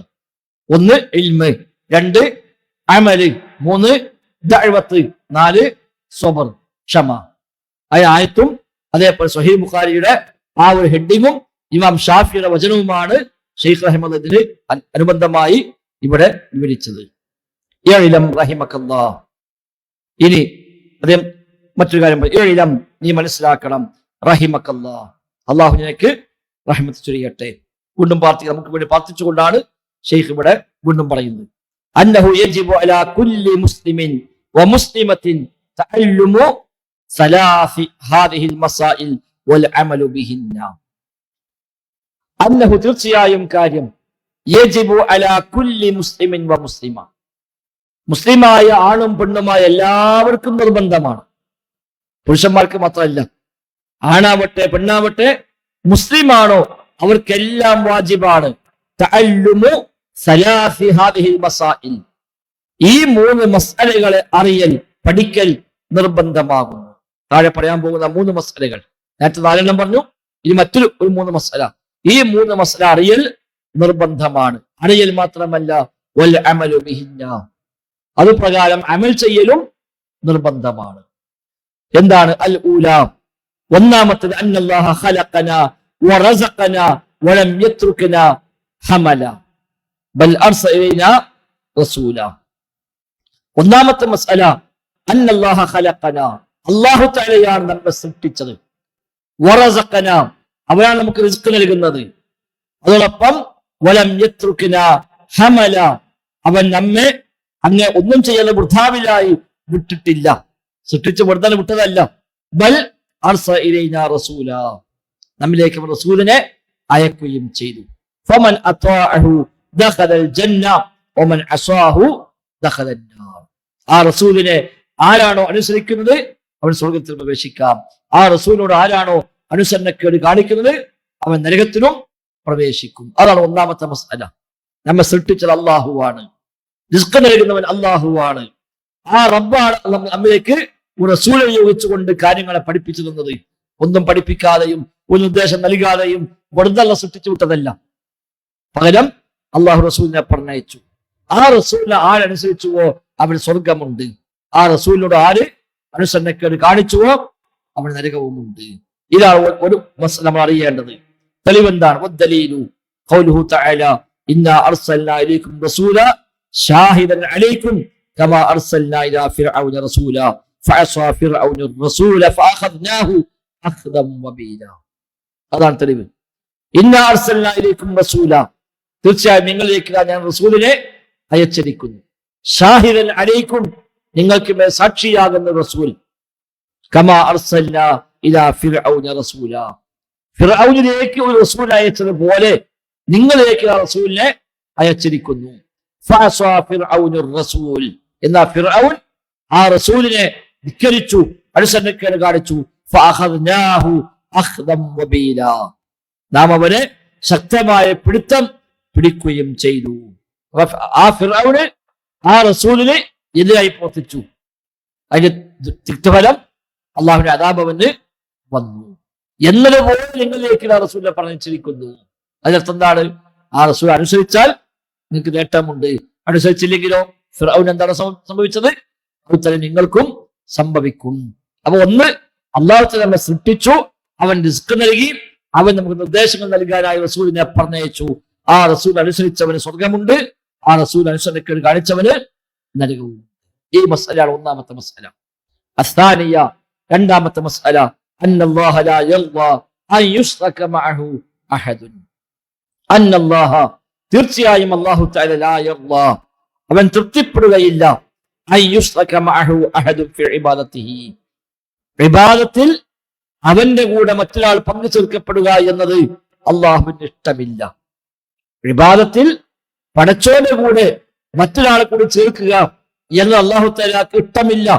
ലാ മലക്കുൻ മുഖറബുൻ വലാ നബിയ്യുൻ മുർസലുൻ, അത് മുഖറബായ മലക്കായാലും ഇഷ്ടമില്ല, വലാ നബിയ്യുൻ മുർസൽ, അല്ലാഹു അയച്ച നബിയാണെങ്കിലും ഇഷ്ടമില്ല. പങ്കു ചേർത്തത് ഒരു മലക്കിനെയാണ്. അള്ളാഹിന് സാമീപ്യം ഒരുവയാണ് മലക്കുകൾ, മുഖറബീങ്ങളാണ് മലക്കുകൾ. പഠിച്ച റബ്ബിന് സാമീപ്യമുണ്ട്. എന്നാലും ശരി, എത്ര മുഖറബായ മലക്കാണെങ്കിലും ആ മലക്കിനെ ഇബാദത്ത് ചെയ്യാൻ അള്ളാഹ്ക്ക് ഇഷ്ടമില്ല. അല്ലാഹു തആലയുടെ കൂടെ ഇബാദത്തിൽ മറ്റൊരു പങ്കു ചേർക്കപ്പെടുക എന്നത് അവൻ ഇഷ്ടമില്ല. ലാ മലക്കുൻ മുഖറബുൻ വലാ നബിയ്യുൻ മുർസലുൻ, അത് മുഖറബായ മലക്കായാലുമില്ല, മുർസലായ നബിയാണെങ്കിലുമില്ല. അള്ളാഹ്ക്ക് എത്ര പ്രിയപ്പെട്ടവരാവട്ടെ, റബ്ബിന്റെ എത്ര സാമീപ്യമുള്ളവരാവട്ടെ, അള്ളാഹ്ക്ക് ഏറെ വേണ്ടപ്പെട്ടവരാകട്ടെ, എന്നാലും ശരി ഇബാദത്തിൽ അവരെ കൂടി പങ്കു ചേർക്കുക എന്നത് അള്ളാഹു തആല ഇഷ്ടപ്പെടുന്നില്ല. അപ്പൊ അള്ളാഹ്ക്ക് ഇഷ്ടമില്ലാത്തവനല്ല ഇബാദത്ത് എടുക്കാൻ പറ്റാത്തത്. അള്ളാഹ്ക്ക് വെറുപ്പുള്ളവരെ ആരാധിക്കാൻ പറ്റൂല എന്നല്ല. അള്ളാഹ്ക്ക് എത്ര പ്രിയപ്പെട്ടവരാണെങ്കിലും ശരി ഇബാദത്ത് അവർക്ക് നൽകുക എന്നത് അള്ളാഹു തആല ഇഷ്ടപ്പെടുന്നില്ല. വദ്ദലീലു, തെളിവ് ഖൗലുഹു തആല വഅന്നൽ മസാജിദ ലില്ലാഹി ഫലാ തദ്ഉ മഅല്ലാഹി അഹദാ. വഅന്നൽ മസാജിദ ലില്ലാഹ്, തീർച്ചയായും മസ്ജിദുകൾ അള്ളാഹുവിനുള്ളതാകുന്നു. ഫലാ തദ്ഉ മഅല്ലാഹി അഹദാ, അതിനാൽ അള്ളാഹുവിന്റെ കൂടെ ഒരാളോടും നിങ്ങൾ ദുആ ചെയ്യരുത്, ഒരാളെയും നിങ്ങൾ വിളിച്ചു പ്രാർത്ഥിക്കരുത് എന്ന് അള്ളാഹു തആല പ്രത്യേകമായി നമ്മെ ഓർമ്മപ്പെടുത്തി. അഹദൻ, അഹദന ഒരാളെയും വേണം, അത് ആരുമാവാം, ഏതുമാവാം. ഇലാഹാവട്ടെ, ഇലാഹ അല്ലാത്തതാവട്ടെ, നബിയാവട്ടെ, മലക്കാവട്ടെ, ജിന്നാവട്ടെ, കല്ലാവട്ടെ, ഏത് പടപ്പുമാവാം. മഅല്ലാഹി അഹദൻ, ഒരുത്തരെയും ഒരാളെയും നിങ്ങൾ ദുആ ചെയ്യരുത് എന്ന് അല്ലാഹു തആല പ്രത്യേകമായി നമ്മെ ഓർമ്മപ്പെടുത്തുന്നു. അതാണ് രണ്ടാമത്തെ മസ്അല. ഒന്നാമത്തെ മസ്അല, അല്ലാഹു സൃഷ്ടിച്ചു, അവൻ നമുക്ക് റിസ്ക് നൽകി, അവൻ നമ്മെ വെറുതെ വിട്ടിട്ടില്ല, പകരം നമുക്ക് നിർദ്ദേശം നൽകുവാനായി അല്ലാഹു തആല പ്രവാചകന്മാരെ നിയോഗിച്ചു. ആ റസൂലിനെ ആരനുസരിച്ചുവോ അവൻ സ്വർഗമുണ്ട്, ആ റസൂൽ ആരെ അനുസരണക്കേട് കാണിച്ചുവോ അവൻ നരകാവകാശിയുമാണ്. രണ്ടാമത്തെ കാര്യം, അല്ലാഹു സുബ്ഹാനഹു വ തആലയുടെ കൂടെ ഇബാദത്തിൽ മറ്റൊരാളെ കൂടി പങ്കു ചേർക്കപ്പെടുക എന്നത് അള്ളാഹു ഇഷ്ടപ്പെടുന്നില്ല. അത് മുഖറബായ മലക്കായാലും ശരി, മുർസലായ നബിയാണെങ്കിലും ശരി, അല്ലാഹു തആലക്ക് ഇഷ്ടമില്ല. അസ്സാലിസ, മൂന്നാമത്തെ കാര്യം, അന്ന മൻ അത്വഅ റസൂല വവഹദ അല്ലാഹ ലാ യജൂസു ലഹു മുവാലാത്തു മൻ ഹാദ്ദ അല്ലാഹ വറസൂല വലൗ കാന അഖ്റബ ഖരീബിൻ. അന്ന മൻ അത്വഅ റസൂൽ, റസൂലിനെ അനുസരിക്കുന്ന ഒരുത്തൻ, വവഹദ അല്ലാഹ, അല്ലാഹുവിന്റെ തൗഹീദ് അംഗീകരിക്കുകയും ചെയ്യുന്നവൻ, തൗഹീദ് അംഗീകരിച്ചു, ഈമാൻ സ്വീകരിച്ചു, നബിയെ പിൻപറ്റാൻ തയ്യാറാവുകയും ചെയ്തു എങ്കിൽ ലാ യജൂസു ലഹു, അവിടെ ജായിസ് ആവുകയില്ല, അനുവദനീയമാവുകയില്ല. മുവാലാത്തു മൻ ഹാദ്ദല്ലാഹ വറസൂലഹു, അള്ളാഹുവിനോടും റസൂലിനോടും എതിരെ പ്രവർത്തിക്കുന്ന മനുഷ്യനോട് മുവാലാത്ത് വലാ പ്രഖ്യാപിക്കുക, അവരുമായി ആത്മബന്ധം സ്ഥാപിക്കുക, ആദർശബന്ധം സ്ഥാപിക്കുക, അവരെ ഉത്തമിത്രമാക്കി മാറ്റുക എന്നത് അനുവദനീയമല്ല, ജായിസല്ല. അവൻ ഏറെ അടുത്ത ബന്ധുവാണെങ്കിൽ പോലും, എത്ര അടുത്ത കുടുംബക്കാരാണ്, വലിയ അടുപ്പമുള്ളവനാണ്, വേണ്ടപ്പെട്ടവനാണ്, എന്നാൽ പോലും അവൻ അള്ളാഹിനോടും റസൂലിനോടും എതിരെ പ്രവർത്തിക്കുന്ന മനുഷ്യരാണോ എങ്കിൽ അവരുമായ ഒരു ആത്മബന്ധം, അവരുമായ ഒരു വിലായത്ത് അത് ഒരിക്കലും സ്ഥാപിക്കാൻ പറ്റുകയില്ല. അത് തെളിവ് ഖൗലുഹു തആല, റബ്ബിന്റെ വചനമാണ്, ലാ തജിദു ഖൗമൻ യുഅ്മിനൂന ബില്ലാഹി വൽ യൗമിൽ ആഖിർ യുവാദ്ദൂന മൻ ഹാദ്ദല്ലാഹ വറസൂലഹു. അൽ ആയ, ലാ തജിദു ഖൗമൻ, ഒരു ഖൗമിലേക്ക് കണ്ടെത്താനാവുകയില്ല, യുഅ്മിനൂന ബില്ലാഹി വൽ യൗമിൽ ആഖിർ, അല്ലാഹുവിലും യൗമുൽ ആഖിറിലും വിശ്വസിക്കുന്ന ഒരു ഖൗം എങ്ങനെ കണ്ടെത്താൻ കഴിയില്ല? യുവാദ്ദൂന മൻ ഹാദ്ദല്ലാഹ വറസൂലഹു, അല്ലാഹുവിനോടും റസൂലിനോടും എതിരെ പ്രവർത്തിക്കുന്ന ആളുകൾ അവരുമായി സ്നേഹബന്ധം പുലർത്തുന്നവരായി കാണാൻ കഴിയില്ല. വലൗകാനു ആബാഹും, അതവിടെ പിതാക്കളാണെങ്കിലും ശരി, ഔ അബ്നാഅഹും, മക്കളാണെങ്കിലും ശരി, ഔ ഇഖ്വാനഹും ഔ അശീറത്തഹും, ഒരു സഹോദരന്മാരോ അടുത്ത ബന്ധുക്കളോ ആരാണെങ്കിലും ശരി, അങ്ങനെയുള്ളവരുമായി ഒരു സ്നേഹബന്ധം വെച്ച് പുലർത്തുന്നത് കാണാനാവില്ല. ഉലൈക കതബ ഫീ ഖുലൂബിഹിമുൽ ഈമാന വഅയ്യദഹും ബിറൂഹിൻ മിൻഹു, അത്തരം ആളുകൾക്ക് അല്ലാഹു തആല അവരുടെ ഖൽബിൽ ഈമാൻ ഉണ്ട് എന്ന് രേഖപ്പെടുത്തിയിരിക്കുന്നു. അവർ പ്രത്യേകമായ സഹായം നൽകുന്നവരാണ് അവർ. വയദ്ഖിലുഹും ജന്നാത്തിൻ തജ്രി മിൻ തഹ്തിഹൽ അൻഹാറു ഖാലിദീന ഫീഹാ, താഴ്ഭാഗത്ത് കൂടി അരുവികൾ ഒഴുകുന്ന സ്വർഗ്ഗത്തിൽ അവർ പ്രവേശിപ്പിക്കും, അവർ ശാശ്വതരായിരിക്കും. റളിയല്ലാഹു അൻഹും വറളു അൻഹു, അവർ അല്ലാഹുവിനെ തൃപ്തിപ്പെട്ടിരിക്കുന്നു, അല്ലാഹു അവനെയും തൃപ്തിപ്പെട്ടിരിക്കുന്നു. ഉലൈക ഹിസ്ബുല്ലാഹ്, അവരാണ് അല്ലാഹുവിന്റെ സംഘം, അല്ലാഹുവിന്റെ പാർട്ടി. അല ഇന്ന ഹിസ്ബല്ലാഹി ഹുമുൽ മുഫ്ലിഹൂൻ, അറിയണേ അല്ലാഹുവിന്റെ സംഘമാകുന്നു തീർച്ചയായും വിജയിക്കുന്നവർ.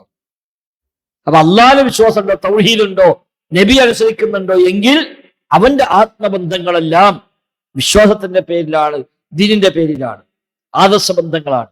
ദീനില്ലാത്തവനെ, ദീനെതിരായി പ്രവർത്തിക്കുന്നവനെ, ശിർക്കിനെയും കുഫറിനെയും ആളുകളെ അവരോടൊന്നും ഒരു ആത്മബന്ധം അവനുണ്ടാവുകയില്ല എന്ന് ഈ ആയത്ത് വ്യക്തമായി പറഞ്ഞു.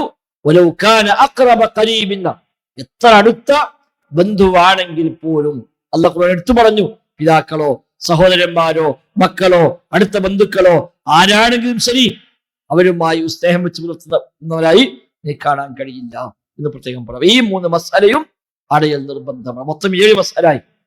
ആദ്യം പറഞ്ഞത് 4 മസ്അല, ആദ്യം പറഞ്ഞ നിർബന്ധമാണ് 4 മസ്അലകൾ അറിയൽ. ഒന്ന് പറഞ്ഞത് അറിവ്, ഇൽമ്. 2 വൽ അമലു ബിഹി, അത് പ്രകാരം അമൽ ചെയ്യൽ. 3 വദ്ദഅവതു ഇലൈഹി, അതിലേക്കുള്ള ദഅവത്ത്, ക്ഷണം. 4 വസ്സബ്ർ അലൽ അദാ ഫീഹി, ആരംഗത്തുള്ള പ്രയാസങ്ങളിൽ ക്ഷമ അവലംബിക്കുക. പിന്നെ പറഞ്ഞത് 3 കാര്യം അറിയൽ നിർബന്ധമാണ്. ഒന്ന്, അള്ളാഹു നമ്മെ സൃഷ്ടിച്ചതും റിസ്ക് നൽകുന്നതും അള്ളാഹുവാണ്. അവൻ നമുക്ക് നിർദ്ദേശങ്ങൾ നൽകാതെ വിട്ടിട്ടില്ല, റസൂലിനെ പറഞ്ഞയച്ചു. ആ റസൂൽ അനുസരിക്കൽ നിർബന്ധമാണ്. അനുസരിച്ചാൽ സ്വർഗമുണ്ട്, ധിക്കരിച്ചാൽ നരകമുണ്ട്.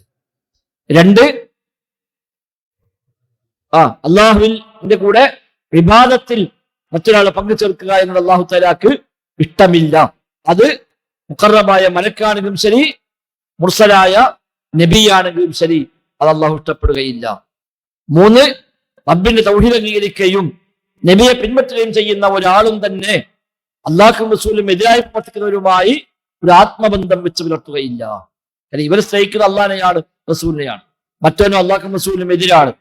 അതുകൊണ്ട് അവരുമായി പിന്നീട് ഒരു ആത്മബന്ധം, ഒരു മൈത്രി ബന്ധം അതൊരിക്കലും വെച്ച് പുലർത്തുകയില്ല. ഈ ഓരോന്നും ശൈഖ് തെളിവടക്കം പറഞ്ഞു. വെറുതെ സ്വന്തം അഭിപ്രായം പറഞ്ഞു പോലിക്കല്ല, തെളിവ് പറഞ്ഞുകൊണ്ടാണ് അദ്ദേഹം പറഞ്ഞത്. ഇനി ഇഅ്ലം അർശദക്കല്ലാഹു ലിത്വഅതി അന്നൽ ഹനീഫിയ്യത മില്ലത ഇബ്രാഹിം അൻ തഅബ്ദുല്ലാഹ വഹ്ദഹു മുഖ്ലിസൻ ലഹുദ്ദീൻ. ഇഅ്ലം, നീ അറിയണം, അർശദക്കല്ലാഹു ലിത്വഅതിഹി, അവൻ വഴിപ്പെടാൻ അല്ലാഹു നിനക്ക് മാർഗദർശനം നൽകട്ടെ. അത് നമുക്കൊരു പ്രാർത്ഥനയാണ്. അത് 2 പ്രാർത്ഥന കഴിഞ്ഞു. റഹിമക്കല്ലാ, അല്ലാഹ് നിനക്ക് റഹ്മത്ത് ചെയ്യട്ടെ. ഇപ്പൊ നമുക്ക് ഹിദായത്തിന് വേണ്ടി, നേരായ വഴിയിൽ ചലിക്കാനുള്ള റബ്ബെ തൗഫീഖിന് വേണ്ടിയാണ് ശൈഖ് നമുക്ക് വേണ്ടി ദുആ ചെയ്യുന്നത്. അർശദകല്ലാഹു ലിത്വഅതിഹി, അവന് വഴിപ്പെടാനുള്ള, അവന് അനുസരിക്കാനുള്ള അള്ളാഹു നിനക്ക് ഇർഷാദ്, ഇസ്തിഖാമത്ത്, നിനക്ക് നേരായ വഴിയിൽ ഉറച്ചു നിൽക്കാനുള്ള തൗഫീഖ്, ഹിദായത്ത് നിനക്ക് അള്ളാഹു നൽകട്ടെ എന്നാണ്. അന്നൽ ഹനീഫിയ്യത, തീർച്ചയായും ഹനീഫിയത്ത് എന്ന് പറഞ്ഞാൽ, ഹനീഫിയത്ത് അതാണ് നമ്മോട് കൽപ്പിച്ചത്. ശരിയായ മില്ലത്ത് നമ്മളല്ല കൽപ്പിച്ചത് ഹനീഫായി നിൽക്കാനാണ്. എന്ന് പറഞ്ഞാൽ അവിടെ കാണാം, അള്ളാഹു അതിന്റെ മുഖത്ത് തിരിച്ചിരിക്കുന്നത് എങ്ങനെ? ഹനീഫൻ മുസ്ലിമ, ഹനീഫായിക്കൊണ്ട്. എന്താണ് ഹനീഫിയത്ത്? ഋജുവായ പാത, നേരായ വഴി എന്ന് പറഞ്ഞാൽ, അഥവാ മില്ലത്ത് ഇബ്രാഹിം, ഇബ്രാഹിം നബിയുടെ മില്ലത്ത്. അതിന് അള്ളാഹു തആല ഹനീഫ് ഉപയോഗിച്ചത്. ഇബ്രാഹിം പറ്റി അള്ളാഹ് പറഞ്ഞല്ലോ, അള്ളാഹു തആല ഖലീലാണെന്നൊക്കെ പറഞ്ഞപ്പോ പ്രത്യേകം പറഞ്ഞു അദ്ദേഹം ഹനീഫാണ്. ആ മില്ലത്ത് ഹനീഫായ മില്ലത്തുമാണ്. അള്ളാഹു പ്രത്യേകം എടുത്തു പറഞ്ഞ കാര്യമാണ്. മില്ലത്ത് ഇബ്രാഹിം ഹനീഫ. സൂറത്തുൽ നഹ്ലിൽ അള്ളാഹ് പറഞ്ഞു, ഇബ്രാഹിമിന്റെ മില്ലത്താണ് നീ പിൻപറ്റേണ്ടത്, ഹനീഫ, അഥവാ ഹനീഫായ മാർഗം, വളവില്ലാത്ത, വക്രതയില്ലാത്ത നേരായ വഴി. അതാണ് മില്ലത്തുൽ ഹനീഫിയ എന്ന് പറഞ്ഞാൽ. എന്താണ് മില്ലത്തുൽ ഹനീഫിയ? അതാണ് ഇവിടെ അന്നൽ ഹനീഫിയ. ഹനീഫിയത്ത് എന്ന് പറഞ്ഞാൽ ഋജുവായ വഴി, വളവില്ലാത്ത വഴി, നേരായ വഴി, സിറാത്തുൽ മുസ്തഖീം എന്ന് പറഞ്ഞാൽ, അഥവാ മില്ലത്ത് ഇബ്രാഹിം, ഇബ്രാഹിം നബിയുടെ മില്ലത്ത്. അതെന്താ? അൻ തഅബുദല്ലാഹ വഹ്ദഹു, അല്ലാഹനെ മാത്രം നീ ആരാധിക്കലാണ്. ഹനീഫിയത്തിന്റെ ഒന്നാമത്തെ കാര്യം ഇബാദത്ത്, അല്ലാഹ്ക്ക് മാത്രം. അത് ഹനീഫിയത്ത്, റബ്ബിനെ മാത്രം ആരാധിക്കുക. എങ്ങനെ? മുഖ്ലിസൻ ലഹുദ്ദീൻ, അവൻ നിഷ്കളങ്കമായി കീഴ്പ്പെട്ടുകൊണ്ട്, കളങ്കമില്ലാതെ, ഇഖ്ലാസോട് കൂടി, കളങ്കമില്ലാതെ പടച്ച റബ്ബിന് കീഴടങ്ങിക്കൊണ്ട് അവനെ മാത്രം ആരാധിക്കുക. അതാണ് ഹനീഫിയത്ത്. അപ്പൊ ഇബ്രാഹിം നബിയുടെ മില്ലത്താണെന്ന് പറയണമെങ്കിൽ, ഞാൻ ഹനീഫും മുസ്ലിമാണെന്ന് പറയണമെങ്കിൽ, ആദ്യം ഉണ്ടാവേണ്ടത് പടച്ച റബ്ബിനെ മാത്രം ആരാധിക്കുക, ഇബാദത്ത് അല്ലാഹ്ക്ക് മാത്രമാവുക. ഫബിദാലിക അമറല്ലാഹു ജമീഅൻ നാസ്, അതാണ് അല്ലാഹു തആല എല്ലാ മനുഷ്യരും കൽപ്പിച്ച കാര്യം. എല്ലാ മനുഷ്യരെയും അല്ലാഹ് കൽപ്പിച്ച ഒന്നാമത്തെ കൽപ്പന അവനെ മാത്രം ആരാധിക്കുക എന്നാണ്. എന്ന് മാത്രമല്ല, വഖലഖഹും ലഹാ, അതിനു വേണ്ടിയാണ് മനുഷ്യനെ സൃഷ്ടിച്ചു തന്നെ. മനുഷ്യനെ സൃഷ്ടിച്ചു തന്നെ അല്ലാഹനെ മാത്രം ആരാധിക്കാനാണ്. കമാ ഖാല അല്ലാഹു തആല, വമാ ഖലഖ്തുൽ ജിന്ന വൽ ഇൻസ ഇല്ലാ ലിയഅ്ബുദൂൻ. അല്ലാഹു തആല പറഞ്ഞു, വമാ ഖലഖ്തുൽ ജിന്ന വൽ ഇൻസ്, ജിന്നാവട്ടെ ഇൻസാവട്ടെ അവൻ നാം സൃഷ്ടിച്ചിട്ടില്ല, ഇല്ലാ ലിയഅ്ബുദൂൻ, എന്നെ മാത്രം ആരാധിക്കുവാൻ വേണ്ടി അല്ലാതെ ഞാൻ ഇൻസിനെയും ജിന്നിനെയും സൃഷ്ടിച്ചിട്ടില്ല. അപ്പൊ മനുഷ്യനെ സൃഷ്ടിച്ചത് എന്തിനാണ്? അള്ളാഹ്ക്ക് ഇബാദത്ത് ചെയ്യാനാണ്. ജിന്നുകളെ പഠിച്ചത് റബ്ബിന് മാത്രം ഇബാദത്ത് ചെയ്യാനാണ്. അതുകൊണ്ട് ഹനീഫിയത്ത് എന്ന് പറഞ്ഞാൽ ഒന്നാമത്തെ കാര്യം ഇബാദത്ത് അള്ളാഹ്ക്ക് മാത്രം, എല്ലാ ആരാധനകളും പടച്ച റബ്ബിനു മാത്രം. അതാ ഹനീഫിയത്ത്. വമഅനാ യഅ്ബുദൂൻ യുവഹിദൂൻ, അല്ലാഹു പറഞ്ഞല്ലോ ഇല്ലാ ലിയഅ്ബുദൂൻ. യഅ്ബുദൂൻ എന്ന് പറഞ്ഞാൽ അർത്ഥം യുവഹിദൂൻ, എന്റെ ഏകത്വം അംഗീകരിക്കാൻ, എന്നെ മാത്രം ആരാധിക്കാൻ, എന്റെ തൗഹീദ് അംഗീകരിക്കാൻ വേണ്ടിയാകുന്നു. യഅ്ബുദൂൻ മഅനാഹു യുവഹിദൂൻ, അല്ലാഹുവിന്റെ ഏകത്വം തൗഹീദ് അത് അംഗീകരിക്കാൻ വേണ്ടിയാകുന്നു അല്ലാഹു ജിന്നുകളെയും മനുഷ്യരെയും സൃഷ്ടിച്ചത് തന്നെ. അവിടെ സൃഷ്ടിപ്പിന്റെ അടിസ്ഥാന ഉദ്ദേശം തന്നെ റബ്ബിന് മാത്രം ഇബാദത്ത് എടുക്കുന്നവരായി മാറുക എന്നാണ്. അതുകൊണ്ട് അല്ലാഹ്ക്ക് കീഴ്പ്പെട്ട് ജീവിക്കുന്ന, നബി അനുസരിക്കുന്ന ശരിയായ മുസ്ലിമാണോ, ഹനീഫായ മുസ്ലിമാണോ, ആദ്യം ചെയ്യേണ്ട പണി തന്റെ ഇബാദത്തുകൾ മുഴുവനും പടച്ച റബ്ബിന് മാത്രമായി മാറുക എന്നത് നീ അറിയണം എന്ന് പ്രത്യേകം നമ്മെ ഓർമ്മപ്പെടുത്തുന്നു. പറഞ്ഞു വന്നത് ഹനീഫിയത്ത് എന്ന് പറഞ്ഞാൽ, അഥവാ മില്ലത്ത് ഇബ്രാഹിം, ഇബ്രാഹിമിന്റെ മില്ലത്താണ് ഹനീഫിയത്ത്. അതിന്റെ അടിസ്ഥാനം അൻ തഅബുദല്ലാഹ വഹ്ദ, അല്ലാഹുവിനെ മാത്രം ആരാധിക്കുക എന്നതാണ് ഹനീഫിയത്ത്. വഅഅ്ലമു മാ അമറല്ലാഹു ബിഹി അത്തൗഹീദ്. വഅഅ്ലമു മാ അമറല്ലാഹു ബിഹി, അല്ലാഹു തആല കൽപ്പിച്ചതിൽ ഏറ്റവും മഹത്വമേറിയത് അത്തൗഹീദ്, തൗഹീദാകുന്നു. അല്ലാഹു തആല ഒരുപാട് കാര്യങ്ങൾ കൽപ്പിച്ചിട്ടുണ്ട്, റബ്ബിന്റെ അമ്രുകൾ ധാരാളമുണ്ട്. പക്ഷെ അല്ലാഹ് കൽപ്പിച്ച കാര്യങ്ങളിൽ അഅ്ലം, ഏറ്റവും മഹത്വമേറിയ കൽപ്പന അത്തൗഹീദ്, തൗഹീദാണ്. വഹുവ തൗഹീദ് എന്ന് പറഞ്ഞാൽ ഇഫ്റാദുല്ലാഹി ബിൽ ഇബാദത്തി, ഇഫ്റാദുല്ലാഹി ബിൽ ഇബാദ, ഇബാദത്ത് അല്ലാഹുവിനെ മാത്രമാക്കുക, അതാണ് തൗഹീദ്. സാധാരണ തൗഹീദ് എന്നാൽ അള്ളാഹ്ക്ക് മാത്രം ഇബാദത്ത് എടുക്കുക, അതാണ് ഇതിന്റെ മർമ്മം. ബാക്കിയെല്ലാം അതിലേക്ക് അനുബന്ധമായി വരുന്ന കാര്യമാണ്. തൗഹീദ് ഉലൂഹിയ്യ, അതാണ് അസ്ലി. ഇലാഹാവുക എന്ന വിഷയത്തിൽ അള്ളാഹുവിന്റെ ഏകത്വം അംഗീകരിക്കുക, അഥവാ ഇബാദത്ത് അള്ളാഹുവിന് മാത്രം, അതാണ് തൗഹീദിന്റെ അടിസ്ഥാനം. അപ്പൊ റബ്ബ് കൽപ്പിച്ച ഏറ്റവും പ്രധാനപ്പെട്ടത് തൗഹീദാണ്. തൗഹീദ് എന്ന് പറഞ്ഞാൽ ഇഫ്റാദുല്ലാഹി ബിൽ ഇബാദത്തി, ഇബാദത്ത് അള്ളാഹുവിന് മാത്രമാക്കലാണ്. അവൻ വിരോധിച്ചതിൽ ഏറ്റവും ഗൗരവമേറിയത് അശ്ശിർക്കു, ശിർക്കുമാകുന്നു. അപ്പൊ അല്ലാഹ് കൽപ്പിച്ചതിൽ ഏറ്റവും പ്രാധാന്യമുള്ള കൽപ്പന തൗഹീദാണ്. അവൻ വിരോധിച്ചതിൽ ഏറ്റവും ഗൗരവമുള്ള കാര്യമാവട്ടെ ശിർക്കുമാണ്. മറ്റൊരുപാട് വിലക്കുണ്ട്. മദ്യപാനം പാടില്ല, മോഷണം പാടില്ല, പലിശ പാടില്ല, കൈക്കൂലി പാടില്ല തുടങ്ങി ധാരാളം കാര്യം വിലക്കപ്പെട്ടതുണ്ട്. പക്ഷെ വിലക്കപ്പെട്ട കാര്യങ്ങളിൽ ഏറ്റവും ഗൗരവമുള്ള കാര്യം അശ്ശിർക്ക്, ശിർക്കാണ്. അതെന്താ? ശിർക്ക് എന്ന് പറഞ്ഞാൽ അവനല്ലാത്തവരോട് ദുആ ചെയ്യലാണ്, മഅഹു അവന്റെ കൂടെ. തൗഹീദ് എന്നാൽ ഇബാദത്ത് അല്ലാഹ്ക്ക് മാത്രം. അപ്പൊ ശിർക്ക് ഇബാദത്ത് അല്ലാഹു അല്ലാത്തവർക്ക് നൽകലാണ്. ഇബാദത്തിൽ മുഖ്യമായത് ദുആയാണ്. എല്ലാ ഇബാദത്തിലും ഉൾക്കൊള്ളുന്ന മർമ്മമാണ് ദുആ. അതുകൊണ്ടാണ് അത് പ്രത്യേകം എടുത്തു പറഞ്ഞത്. റബ്ബല്ലാത്തവർ ദുആ ചെയ്യൽ, അതാണ് ശിർക്ക്. റബ്ബിനെ മാത്രം ആരാധിക്കൽ, അതാണ് തൗഹീദ്. ഈ തൗഹീദാണ് അള്ളാഹു കൽപ്പിച്ച ഏറ്റവും മർമ്മപ്രധാനം. ആ ശിർക്ക് റബ്ബ് വിരോധിച്ച ഏറ്റവും ഗൗരവമുള്ള കാര്യവും. വദ്ദലീലു, അത് തെളിവ് ഖൗലുഹു തആല, അള്ളാഹുവിന്റെ ഖൗലാണ്, വഅബ്ദുല്ലാഹ വലാ തുശ്രികൂ ബിഹി ശൈആ. അല്ലാഹ് പറഞ്ഞു വഅബ്ദുല്ലാഹ, നിങ്ങൾ അള്ളാഹുവിനെ ആരാധിക്കുവീൻ, വലാ തുശ്രികൂ ബിഹി ശൈആ, അവൻ യാതൊന്നിനെയും നിങ്ങൾ പങ്കു ചേർക്കരുത്. അവ രണ്ടും വന്നു അവിടെ, കൽപ്പനയും വന്നു വിലക്കും വന്നു. ഒന്നാമത്തെ കൽപ്പന വഅബ്ദുല്ലാഹ, അള്ളാഹനെ മാത്രം ആരാധിക്കുവീൻ. ഒന്നാമത്തെ വിരോധം വലാ തുശ്രികൂ ബിഹി ശൈആ, അവൻ യാതൊന്നിനെയും പങ്കു ചേർക്കരുത്. അപ്പൊ ഇബാദത്ത് അല്ലാഹ്ക്ക് മാത്രം എന്ന് പറഞ്ഞിട്ടാണ് അല്ലാഹ് പറഞ്ഞത് അവന് ഒരാളെയും പങ്കു ചേർക്കരുത്. ആ പങ്കു ചേർക്കുക ഏതിലാണ്? അപ്പോ ഇബാദത്തിലാണ്. ബാക്കി അസ്മാഉ സിഫാത്തിലൊക്കെ വരും, പക്ഷെ മർമ്മം ഇതാണ്, അടിസ്ഥാനം ഇതാണ്. വഅബ്ദുല്ലാഹ വലാ തുശ്രികൂ ബിഹി ശൈആ. ഇത്രയും കാര്യങ്ങൾ ഒരു ആമുഖം പോലെ ശൈഖ് റഹിമഹുല്ലാഹ് പറഞ്ഞു. ഇനിയാണ് കിതാബിന്റെ ശരിയായ കണ്ടന്റിലേക്ക് എത്തുന്നത്. ഉസൂൽ സലാസ എന്നാണല്ലോ 3 അസ്ലുകൾ. ആ അസ്ലിന് പറയാൻ പോണുള്ളൂ. അപ്പൊ ആ അസ്ല് മനസ്സിലാകണമെങ്കിൽ അതിന് മുന്നോടിയായി ഈ കാര്യങ്ങളൊക്കെ അറിയേണ്ടതുണ്ട്. അതുകൊണ്ട് അദ്ദേഹം 7 കാര്യം പറഞ്ഞു. ആദ്യം 4 എണ്ണം പറഞ്ഞു, പിന്നെ 3 എണ്ണം പറഞ്ഞു, പിന്നെ പ്രധാനപ്പെട്ട 2 പോയിന്റിന് കൂടെ എണ്ണി പറയുകയും ചെയ്തു. ഇനി അദ്ദേഹം ഉസൂൽ സലാസ പറയാൻ പോകുന്നു. ഏറ്റവും പ്രധാനപ്പെട്ട അടിസ്ഥാനം മൽ ഉസൂലു സലാസ അല്ലതി യജിബു അലൽ ഇൻസാനി മഅരിഫതുഹാ. ഫൈദാ ഖീല ലക, എന്നോട് ചോദിക്കപ്പെട്ടാൽ, പറയപ്പെട്ടാൽ, മൽ ഉസൂലു സലാസത്തു, ഏതാണ് 3 അടിസ്ഥാനങ്ങൾ?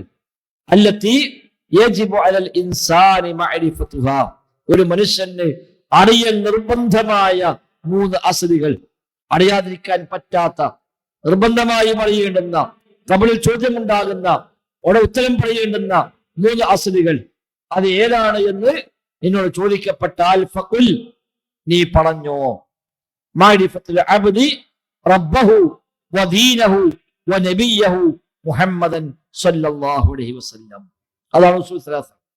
അപ്പൊ എന്താണ് ഉസൂൽ സലാസ വെച്ചാൽ മഅരിഫത്തുൽ അബ്ദി റബ്ബഹു വദീനഹു വനബിയഹു മുഹമ്മദൻ സ്വല്ലല്ലാഹു അലൈഹി വസല്ലം. ഒരു മനുഷ്യന് അടിസ്ഥാനമായി അറിയേണ്ടുന്ന 3 കാര്യങ്ങൾ.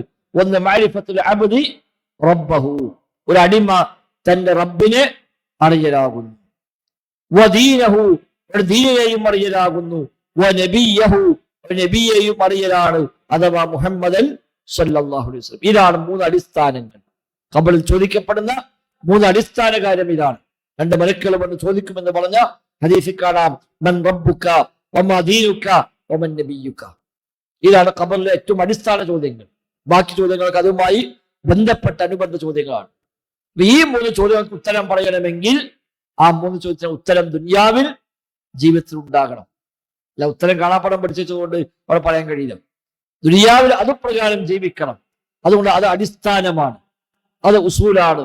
അസ്സലാസ, 3 അസുലുകൾ, 3 അടിസ്ഥാന കാര്യങ്ങളാകുന്നു. അത് അറിഞ്ഞേ പറ്റൂ. അതാണ് ഈ കിതാബിന്റെ കണ്ടന്റ്. അതിന് ഏറ്റവും വലിയ മർമ്മം ഈ 3 കാര്യമാണ്.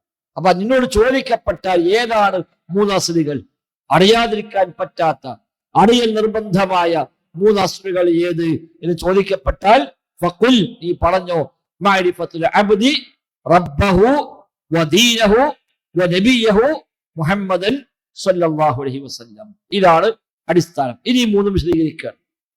എന്താണ് റബ്ബിനെ അറിയുക എന്ന് പറഞ്ഞാൽ, എന്താണ് ദീൻ അറിയൽ, എന്താ നബി അറിയൽ? ഈ 3 പറഞ്ഞ കിതാബ് കഴിഞ്ഞു.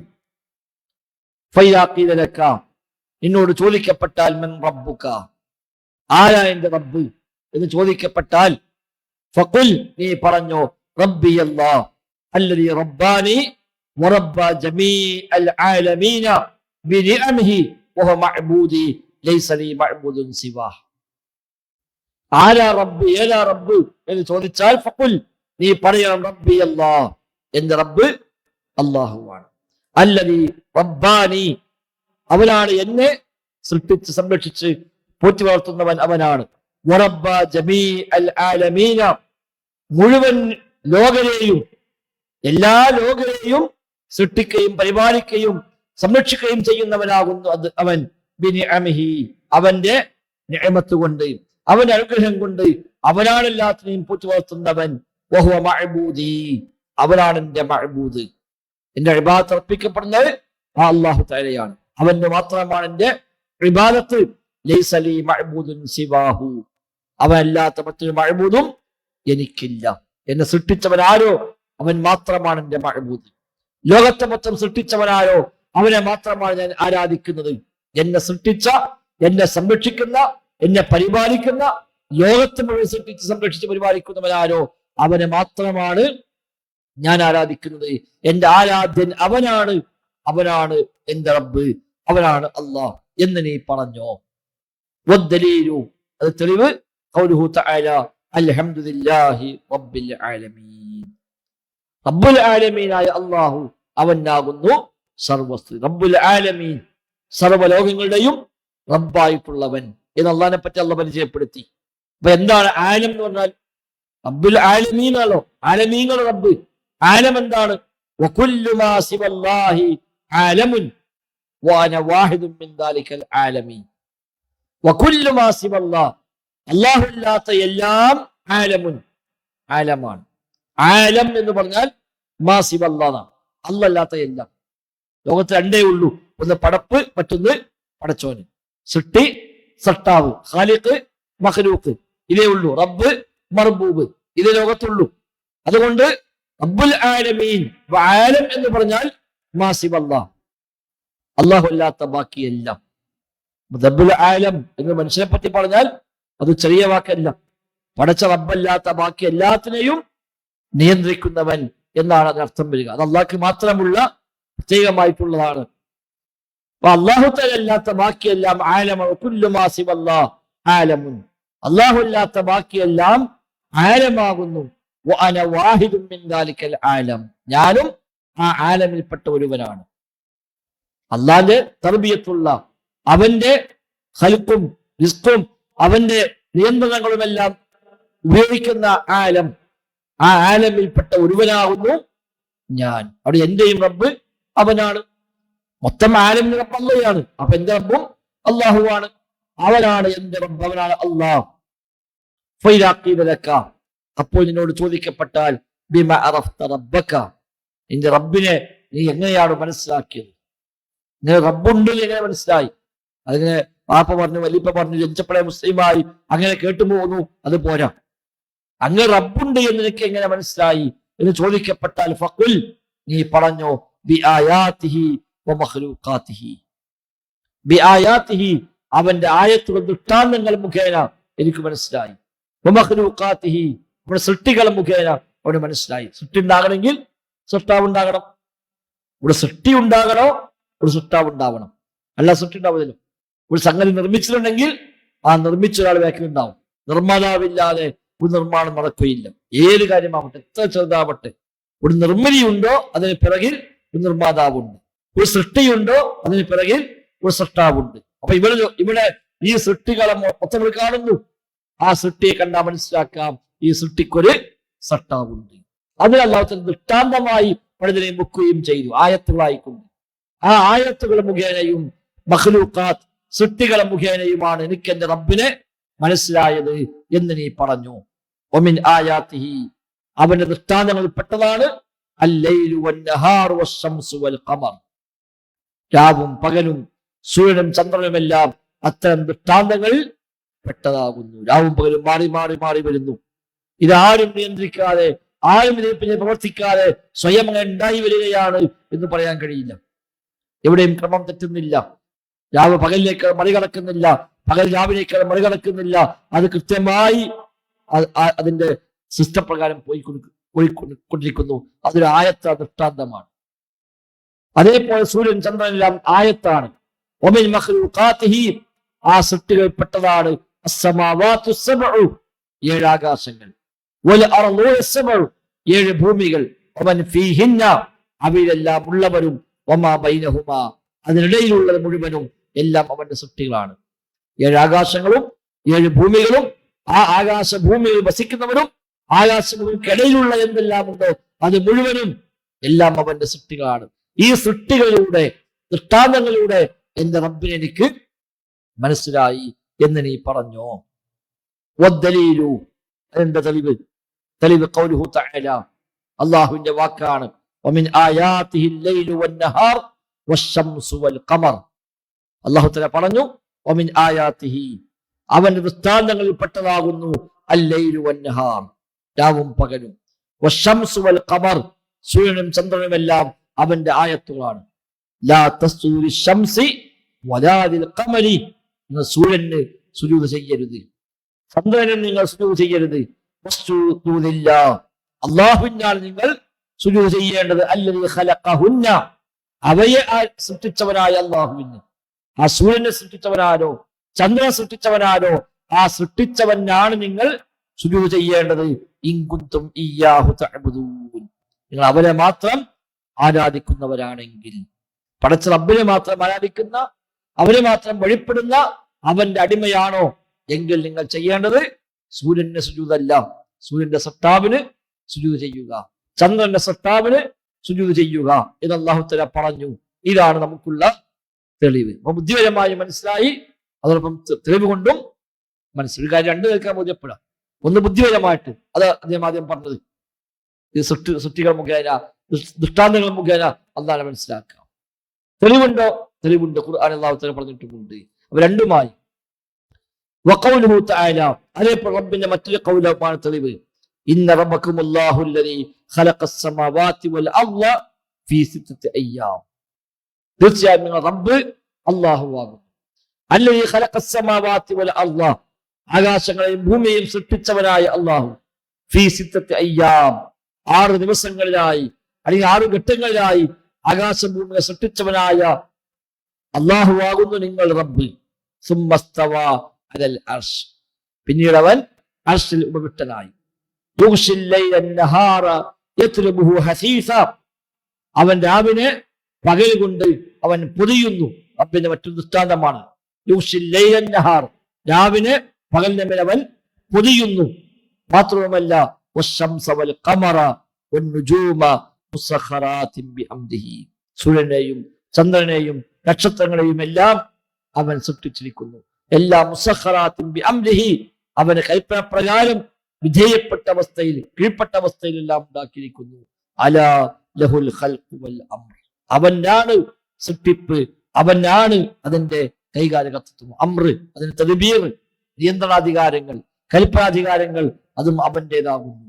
തബാറകല്ലാഹു റബ്ബുൽ ആലമീൻ അങ്ങനെയുള്ള ആലമീങ്ങളെ മൊത്തം റബ്ബായ അല്ലാഹു അവൻ ബറക്കത്തുടയവനാണ്, അനുഗ്രഹമുടയവനാകുന്നു എന്ന് അല്ലാഹു തആല പറഞ്ഞു.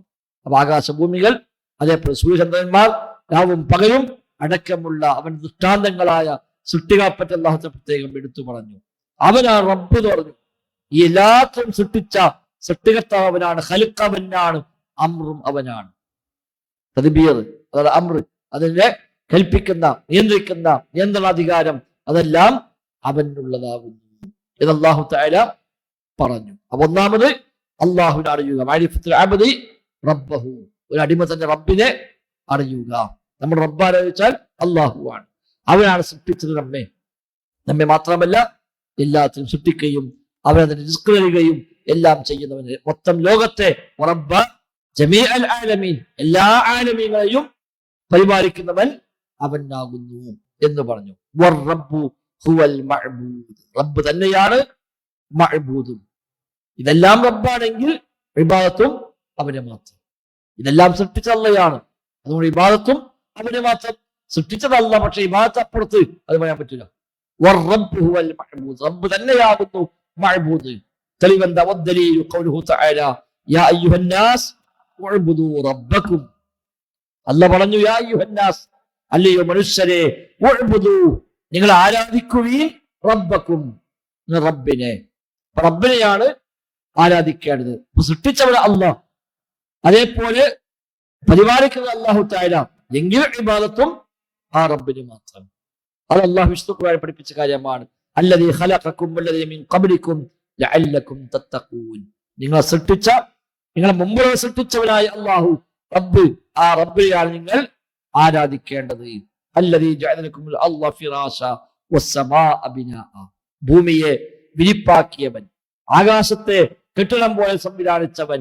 വഅൻസല മിനസ് സമാഇ മാഅ, ആകാശത്ത് നിന്ന് മഴ വർഷിപ്പിച്ചവൻ.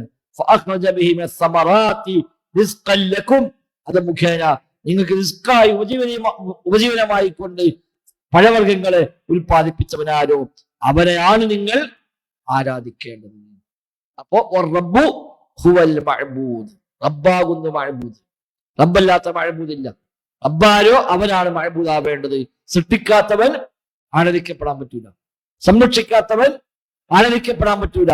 ഖൽഖ്, റിസ്ക്, ഇഹ്യാ, ഇമാതത്ത് തുടങ്ങി ഇതെല്ലാം ചെയ്യുന്നവൻ ആരാണോ അവനെ മാത്രമാണ് ആരാധിക്കേണ്ടത്. ഫലാ തജ്അലു ലില്ലാഹി അൻദാദ വഅൻതും തഅലമൂൻ, നിങ്ങൾ ഇതെല്ലാം അറിയുന്നവരായിരിക്കെ ആ റബ്ബിനെ നിങ്ങൾ സമന്മാരെ ഉണ്ടാക്കരുത്. അപ്പൊ അല്ലാഹുവിനെ ആരാധിക്കുന്നത് പറഞ്ഞു, റബ്ബിന് നിങ്ങൾ സമന്മാരെ ഉണ്ടാക്കരുത് എന്ന് പ്രത്യേകം പറയുകയും ചെയ്തു. ഇതാണ് അടിസ്ഥാനം.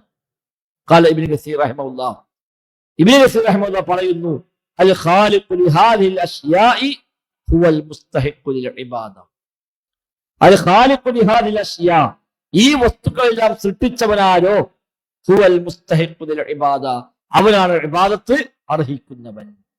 സൃഷ്ടിക്കാത്തവന് ഇബാദത്തിന് അർഹതയില്ല. സൃഷ്ടിക്കുന്നവനെ, സൃഷ്ടിച്ചവനെ ഇബാദത്തിന് അർഹതയുള്ളൂ.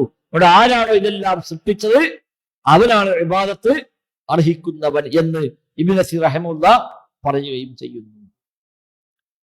വഅൻവാഉൽ ഇബാദത്തി അല്ലതി അമറല്ലാഹു ബിഹാ, വഅൻവാഉൽ ഇബാദ, ഇബാദത്തിന്റെ ഇനങ്ങൾ, അല്ലതി അമറല്ലാഹു ബിഹാ, അല്ലാഹു കൽപ്പിച്ച ഇബാദത്തുകൾ അതേതൊക്കെയാണ്? അപ്പോൾ ഇബാദത്ത് അല്ലാഹുക്ക് മാത്രം എന്ന് പറഞ്ഞു, അല്ലാഹയാണ് മഅബൂദ്, റബ്ബാണ് മഅബൂദ് എന്ന് പറഞ്ഞു. ഏതൊക്കെയാണ് ഇബാദത്തുകൾ? റബ്ബ് കൽപ്പിച്ച കാര്യങ്ങൾ, അതാണ് ഇബാദത്തുകൾ. നമ്മൾ ചെയ്യാൻ അല്ലാഹു തആല കൽപ്പിച്ച കാര്യങ്ങൾ. മിസ്ലു അൽ ഇസ്ലാമി വൽ ഈമാനി വൽ ഇഹ്സാൻ, ഇതിന്റെ മൂന്ന് മർത്തബയാണ് ഇസ്ലാം, ഈമാൻ, ഇഹ്സാൻ. ഇതാണ് മൊത്തം അസ്ലി. വമിൻഹു, അതിൽപ്പെട്ടതാണ് അദ്ദുആഉ, പ്രാർത്ഥന, വൽ ഖൗഫു, ഭയം, വൽ റജാഉ, പ്രതീക്ഷ, വത്തവക്കുൽ, ഫലമേൽപ്പിക്കൽ, വൽ റഗ്ബത്തു, ആഗ്രഹം പ്രകടിപ്പിക്കൽ, പ്രതീക്ഷ വയ്ക്കൽ, വൽ റഹ്ബത്തു, ഭയമുണ്ടാവൽ, വൽ ഖുശൂഉ, ഭക്തി കാണിക്കൽ, വൽ ഖശ്യത്തു, പേടി, വൽ ഇനാബത്തു, അതിലേക്കുള്ള താഴ്മ, വിനയം, വൽ ഇസ്തിആനത്തു, സഹായമർത്ഥിക്കൽ, വൽ ഇസ്തിആനത്തു, അഭയം തേടൽ, വൽ ഇസ്തിഗാസത്തു, സഹായത്തിനായി അർത്ഥിക്കൽ, വൽ റബ്ഹു, അറവ്, വൽ നദറു, നേർച്ച, വഗൈറുദാലിക, ഇതല്ലാത്തതും മിൻ അൻവാഇൽ ഇബാദ, ഇബാദത്തിന്റെ മറ്റു ഇനങ്ങൾ. അല്ലതി അമറല്ലാഹു ബിഹാ കുല്ലഹാ ഇല്ല, അല്ലതി അമറല്ലാഹു ബിഹാ, റബ്ബ് കൽപ്പിച്ച മറ്റു ഇനങ്ങളും, കുല്ലുഹാ, അത് മുഴുവനും ലില്ലാഹി തആല, അല്ലാഹു തആല കാരണം. ഇതൊക്കെയാണ് ഇബാദത്ത്. അപ്പൊ ഏതാണ് ഇബാദത്ത് എന്ന് ചോദിച്ചാൽ ഈ എണ്ണിപ്പറഞ്ഞതും അല്ലാത്തതുമായ അല്ലാഹു കൽപ്പിച്ച എന്തെല്ലാം കാര്യമുണ്ടോ അതൊക്കെ ഇബാദത്തുകളാണ്. അത് മുഴുവനും ലില്ലാഹി തആല, അല്ലാഹു തആലക്കാവണം. ഇതാണ് അസ്ലി, അതാണ് ഹനീഫിയത്ത്. അപ്പൊ ഹനീഫിയ എന്ന് പറഞ്ഞാൽ മില്ലത്ത് ഇബ്രാഹിം, ഇബ്രാഹിം നബിയുടെ മില്ലത്ത്. അഥവാ ഇബാദത്ത് അല്ലാഹു തആലാക്ക് മാത്രം, റബ്ബിൽ പങ്കു ചേർക്കപ്പെടാതിരിക്കുക. എന്താ ഇബാദത്ത്? ഈ പറയപ്പെട്ട കാര്യങ്ങൾ, അല്ലാത്ത കാര്യങ്ങളും ഇതൊക്കെ റബ്ബിന് മാത്രമാവണം. വദ്ദലീലു, അത് തെളിവ് ഖൗലുഹു തആല, റബ്ബിന്റെ വചനമാണ്, വഅന്നൽ മസാജിദ ലില്ലാഹി ഫലാ തദ്ഉ മഅല്ലാഹി അഹദാ. തീർച്ചയായും മസ്ജിദുകൾ അള്ളാഹുവിനുള്ളതാണ്, അതിനാൽ അവന്റെ കൂടെ ഒരാളോടും നിങ്ങൾ ദുആ ചെയ്യരുത് എന്നുള്ള പ്രത്യേകം പറഞ്ഞു. ഫമൻ സ്വറഫ മിൻഹാ ശൈഅൻ ലിഗൈരില്ലാഹ്, ഫമൻ സ്വറഫ മിൻഹാ ശൈഅൻ, ഇതിൽ വല്ലവരെയും വല്ലവനും തിരിച്ചുവിട്ടാൽ ലിഗൈരില്ലാഹ്, അല്ലാഹു അല്ലാത്തവർക്ക്, ഈ പറയപ്പെട്ട ഇബാദത്തുകൾ അല്ലാഹു അല്ലാത്തവർക്ക് വല്ലവരും സമർപ്പിച്ചാൽ ഫഹുവ മുശ്രികുൻ കാഫിർ, അവൻ മുശ്രിക്കാണ്, അവൻ അവിശ്വാസിയാണ്. ഈ ഇബാദത്ത് അല്ലാഹുക്ക് മാത്രം. ഇബാദത്തിന് വല്ലതും റബ്ബല്ലാത്ത വല്ലവർക്കും ഒരാൾ വകവെച്ചു കൊടുക്കുന്നുവെങ്കിൽ അവൻ പിന്നെ മുഅ്മിനല്ല, മുസ്ലിമല്ല. والدليل قوله تعالى ومن يدع مع الله إلها آخر لا برهان له به فإنما حسابه عند ربه إنه لا يفلح الكافر. സൂറത്ത് മുഅ്മിനുൽ അവസാനത്തെ ആയത്ത് ومن يدع مع الله إلها آخر, പടച്ച റബ്ബിന്റെ കൂടെ വല്ല ഇലാഹിനോടും ആരെങ്കിലും ദുആ ചെയ്യുന്നുവെങ്കിൽ ലാ ബുർഹാന ലഹു ബിഹി, അവൻ അതിന് യാതൊരു തെളിവും തന്നെ ഇല്ല. ഫഇന്നമാ ഹിസാബുഹു ഇൻദ റബ്ബിഹി, അവന്റെ ഹിസാബ് റബ്ബിന്റെ പക്കലാണ്. ഇന്നഹു ലാ യുഫ്ലിഹുൽ കാഫിറൂൻ, തീർച്ചയായും അവിശ്വാസികൾ വിജയിക്കുകയില്ല. അപ്പൊ ആയത്ത് അവസാനിച്ചത് എങ്ങനെയാണ്? ഇന്നഹു ലാ യുഫ്ലിഹുൽ കാഫിറൂൻ. തുടക്കമോ വമൻ യദ്ഉ മഅല്ലാഹി ഇലാഹൻ ആഖർ, പടച്ച റബ്ബിന്റെ കൂടെ മറ്റു ഇലാഹിനോട് ദുആ ചെയ്യുന്നുവെങ്കിൽ അവൻ തെളിവില്ല എന്ന് പറഞ്ഞ അവസാനം പറഞ്ഞ അവിശ്വാസികൾ വിജയിക്കൂല. അപ്പൊ ഏതാണ് അവിശ്വാസി? ഈ പണി ചെയ്തവൻ. ഈ ആയത്തിൽ നിന്ന് മനസ്സിലാക്കാം, ദുആ ആവട്ടെ മറ്റു ഇബാദത്തുകളാവട്ടെ അല്ലാഹു അല്ലാത്തവർക്ക് സമർപ്പിക്കുന്നുവെങ്കിൽ അവൻ ഇസ്ലാമിൽ പിന്നെ സ്ഥാനമില്ല. പ്രത്യക്ഷത്തോടെ മുസ്ലിമായി കണക്കാക്കിയേക്കാം, സൊസൈറ്റിയോ മുസ്ലിമായിരിക്കാം, പക്ഷെ അള്ളാഹിന്റെ കണക്കിന് ഒരു മുസ്ലിമായി പരിഗണിക്കൂല എന്നർത്ഥം. വഫിൽ ഹദീസി, ഹദീസിൽ വന്നിട്ടുമുണ്ട് അദ്ദുആഉ മുഖുൽ ഇബാദ, അദ്ദുആഉ മുഖുൽ ഇബാദ, പ്രാർത്ഥന എന്നത് ഇബാദത്തിന്റെ മജ്ജയാണ് എന്ന് ഹദീസിൽ വന്നിട്ടുമുണ്ട്. ഹദീസ് സ്വഹീഹല്ല, പക്ഷെ ആശയം സ്വഹീഹാണ്. അദ്ദുആഉ മുഖുൽ ഇബാദ, പ്രാർത്ഥന എന്നത് ഇബാദത്തിന്റെ മജ്ജയാകുന്നു എന്ന് ഹദീസിൽ വന്നിട്ടുമുണ്ട്. വദ്ദലീലു ഖൗലുഹു തആല, അത് തെളിവ് അല്ലാഹുവിന്റെ വചനമാണ്. വഖാല റബ്ബുക്കും ഉദ്ഊനി അസ്തജിബ് ലക്കും ഇന്നല്ലദീന യസ്തക്ബിറൂന അൻ ഇബാദതി സയദ്ഖുലൂന ജഹന്നമ ദാഖിലീൻ. വഖാല റബ്ബുക്കും, റബ്ബ് പറഞ്ഞിരിക്കുന്നു, ഉദ്ഊനി, എന്നോട് പ്രാർത്ഥിക്കുവീൻ, അസ്തജിബ് ലക്കും, ഞാൻ നിങ്ങൾക്ക് ഉത്തരമേകാം. ഇന്നല്ലദീന യസ്തക്ബിറൂന അൻ ഇബാദതി, എനിക്കുള്ള ഇബാദത്തിൽ നിന്ന് അഹങ്കാരം കാണിക്കുന്ന ആളുകൾ സയദ്ഖുലൂന ജഹന്നമ ദാഖിലീൻ, നിന്ദരായിക്കുന്നവർ നരകത്തിൽ പ്രവേശിക്കുന്നവരാകുന്നു. അപ്പൊ ഈ ആയത്ത് ആദ്യം പറഞ്ഞത് ഉദ്ഊനീന, എന്നോട് ദുആ ചെയ്യൂ. പിന്നെ അപ്പുറത്തോ ഇന്നല്ലദീന യസ്തക്ബിറൂന അൻ ഇബാദതീന, ഇപ്പുറത്ത് ദുആ എന്ന് പറഞ്ഞു, അപ്പുറത്ത് ഇബാദത്ത് എന്ന്. അപ്പൊ ദുആയാണ് ഇബാദത്ത് എന്ന് കിട്ടി. അതാണ് ആ ഹദീസിന്റെ ആശയം, അദ്ദുആ മുഖുൽ ഇബാദ. അപ്പൊ ഹദീസ് ഉണ്ടെങ്കിലും ആ ആശയം ശരിയാണ്, പ്രാർത്ഥന എന്ന ഇബാദത്തിന്റെ മജ്ജയാണ്. അതുകൊണ്ടാണ് ആദ്യം ദുആ എന്ന് പറഞ്ഞിട്ട് അല്ല പറഞ്ഞു അൻ ഇബാദതി. ഈ ദുആവിനെ കുറിച്ചാണ് അവിടെ ഇബാദത്ത് എന്ന് പ്രയോഗിച്ചത്. വദലീൽ ഖൗഫി, ശൈഖ് എണ്ണി പറഞ്ഞ ഓരോന്നിനും തെളിവ് പറയാണ്. ഇബാദത്തിന് ഇനങ്ങൾ പറഞ്ഞല്ലോ, അവിടെ ദുആ, ഖൗഫ്, റജാ, റഗ്ബത്ത്, റഹ്ബത്ത്, ഖുശൂഅ്, ഖശിയത്ത്, ഇനാബത്ത്, തവക്കുല്, ദബ്ഹ്, നദർ എന്നിവയെല്ലാം അദ്ദേഹം എണ്ണി പറഞ്ഞു. ആ ഓരോന്നിനും കൂടെ തെളിവ്. വദലീലുൽ ഖൗഫി, ഭയം അല്ലാഹുവിനോട് മാത്രം. തെളിവെന്താണ്? ഖൗലുഹു തആല ഫലാ തഖാഫൂഹും വഖാഫൂനി ഇൻ കുൻതും മുഅ്മിനീൻ. വലാ തഖാഫൂ, നിങ്ങൾ അവരെ ഭയപ്പെടേണ്ടതില്ല. വഖാഫൂനി, നിങ്ങൾ എന്നെ പേടിക്കുവീൻ. ഇൻ കുൻതും മുഅ്മിനീൻ, നിങ്ങൾ മുഅ്മിനീങ്ങളാണെങ്കിൽ. അപ്പൊ ഈമാൻ ഉണ്ടോ, വിശ്വാസികളാണോ എങ്കിൽ നിങ്ങൾ ഭയപ്പെടേണ്ടത് എന്നെ മാത്രമാകുന്നു എന്നുള്ള പ്രത്യേകം എടുത്തു പറഞ്ഞു. ഖൗഫ് റബ്ബിനോട് മാത്രം. വദലീലുർ റജാഇ, റജാ പ്രതീക്ഷ അല്ലാഹുവിനോട് മാത്രം. തെളിവെന്താണ്? ഫമൻ കാന യർജു ലിഖാഅ റബ്ബിഹി ഫൽയഅമൽ അമലൻ സ്വാലിഹാ വലാ യുശ്രികു ബിഇബാദത്തി റബ്ബിഹി അഹദ. ഫമൻ കാന യർജു, വല്ലവനും പ്രതീക്ഷിക്കുന്നുവെങ്കിൽ ലിഖാഅ റബ്ബിഹി, തന്റെ റബ്ബിനെ കണ്ടുമുട്ടണമെന്ന പ്രതീക്ഷയുണ്ടെങ്കിൽ ഫൽയഅമൽ അമലൻ സ്വാലിഹ, സ്വാലിഹായ അമലവൻ ചെയ്യട്ടെ. വലാ യുശ്രികു ബിഇബാദത്തി റബ്ബിഹി അഹദ, റബ്ബിനുള്ള ഇബാദത്തിൽ ഒരാളെയും പങ്കു ചേർക്കാതിരിക്കുകയും ചെയ്യട്ടെ. അവിടെ റജാ, ഫമൻ കാന യർജു, ആരാണോ റജാ വെക്കുന്നത്, പ്രതീക്ഷ വെക്കുന്നത് എന്ന് പ്രത്യേകം എടുത്തു പറഞ്ഞു. അപ്പൊ റജാ റബ്ബിനോടാണ് ഉണ്ടാവേണ്ടത് എന്ന് ഈ ആയത്തിൽ നിന്ന് മനസ്സിലാക്കാം. തവക്കുലി, തവക്കുലിനുള്ള തെളിവെന്താണ്? ഖൗലുഹു തആല, റബ്ബിന്റെ വചനമാണ്, വഅലല്ലാഹി ഫതവക്കലു ഇൻ കുൻതും മുഅ്മിനീൻ. വഅലല്ലാഹ്, അല്ലാഹുവിന്റെ മേൽ ഫതവക്കലു, നിങ്ങൾ തവക്കുലാക്കുവീൻ. റബ്ബിലാണ് നിങ്ങൾ ബലമേൽപ്പിക്കേണ്ടത്. തവക്കുൽ അല്ലാഹുവിനോടാണ്. ഇൻ കുൻതും മുഅ്മിനീൻ, നിങ്ങൾ മുഅ്മിനീങ്ങളാണെങ്കിൽ. അവിടെ എങ്ങനെ പറഞ്ഞത്? മുഅ്മിനീങ്ങളാണോ എങ്കിൽ നിങ്ങൾ തവക്കുൽ അല്ലാഹുവിന്റെ മേലാവണം. വഖാല, മറ്റായത്തിൽ അല്ലാഹു പറഞ്ഞു, വമൻ യതവക്കൽ അലല്ലാഹി ഫഹുവ ഹസ്ബുഹു, ആരാണോ റബ്ബിൽ തവക്കുലാക്കുന്നത് എങ്കിൽ അവന് അല്ലാഹ് മതി. അല്ലാഹുവിൽ തവക്കുലാക്കിയാൽ അവൻ അല്ലാഹു തആല മതി. അപ്പൊ തവക്കുൽ ഇബാദത്താണ്, അത് കൽപ്പിക്കപ്പെട്ട കാര്യമാണ് എന്ന് മനസ്സിലായി. അപ്പൊ റബ്ബല്ലാത്ത തവക്കുലാക്കിയാലോ ഇബാദത്ത് അവർക്ക് പോയി. അല്ലാഹു അല്ലാത്തവരെ തവക്കുലാക്കിയാൽ ആ ഇബാദത്ത് അവർക്ക് സമർപ്പിച്ചു. റബ്ബല്ലാത്തവരെ പ്രതീക്ഷ വെച്ചാൽ പ്രതീക്ഷയാകുന്ന ഇബാദത്ത് അവരിലേക്ക് സമർപ്പിച്ചു. റബ്ബല്ലാത്തവരെ ഭയപ്പെട്ടാൽ ഭയം എന്ന ഇബാദത്ത് അവരിലേക്ക് സമർപ്പിച്ചു.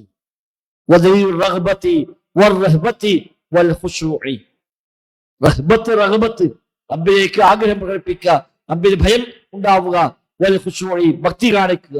ഇത് മൂന്നും ഒന്നിച്ച് ഖൗലുഹു തആല അല്ലാഹു പറഞ്ഞു, ഇന്നഹും കാനൂ യുസാരിഊന ഫിൽ ഖൈറാത്തി വയദഊന റഗബൻ വറഹബ വകാനൂ ലനാ ഖാശിഈൻ. കഴിഞ്ഞ കാല അമ്പിയാക്കന്മാരെ പറ്റി പറഞ്ഞിട്ട് അല്ലാഹു പറയാണ്, ഇന്നഹും, തീർച്ചയായും അവർ, കാനൂ, അവരായിരുന്നു, യദഊനനാ, ഞങ്ങൾ യുസാരിഊന ഫിൽ ഖൈറാത്ത്, നന്മകളിൽ മുന്നേറുന്നവരായിരുന്നു അവരൊക്കെ. വകാനൂ വയദഊനനാ, അവർ നമ്മോട് പ്രാർത്ഥിക്കുന്നവരായിരുന്നു. റഗബൻ വറഹബ, പ്രതീക്ഷയോടെയും പേടിയോടെയും നമ്മോട് പ്രാർത്ഥിക്കുന്നവരായിരുന്നു അവരെല്ലാം. വകാനൂ ലനാ ഖാശിഈൻ, അവർ നമ്മോട് ഭക്തിയുള്ളവരുമായിരുന്നു, ഖുശൂഉള്ളവരുമായിരുന്നു. ഒറ്റായത്തിന് റഗ്ബത്തും പറഞ്ഞു, റഹ്ബത്തും പറഞ്ഞു, ഖുശൂഉം പറഞ്ഞു.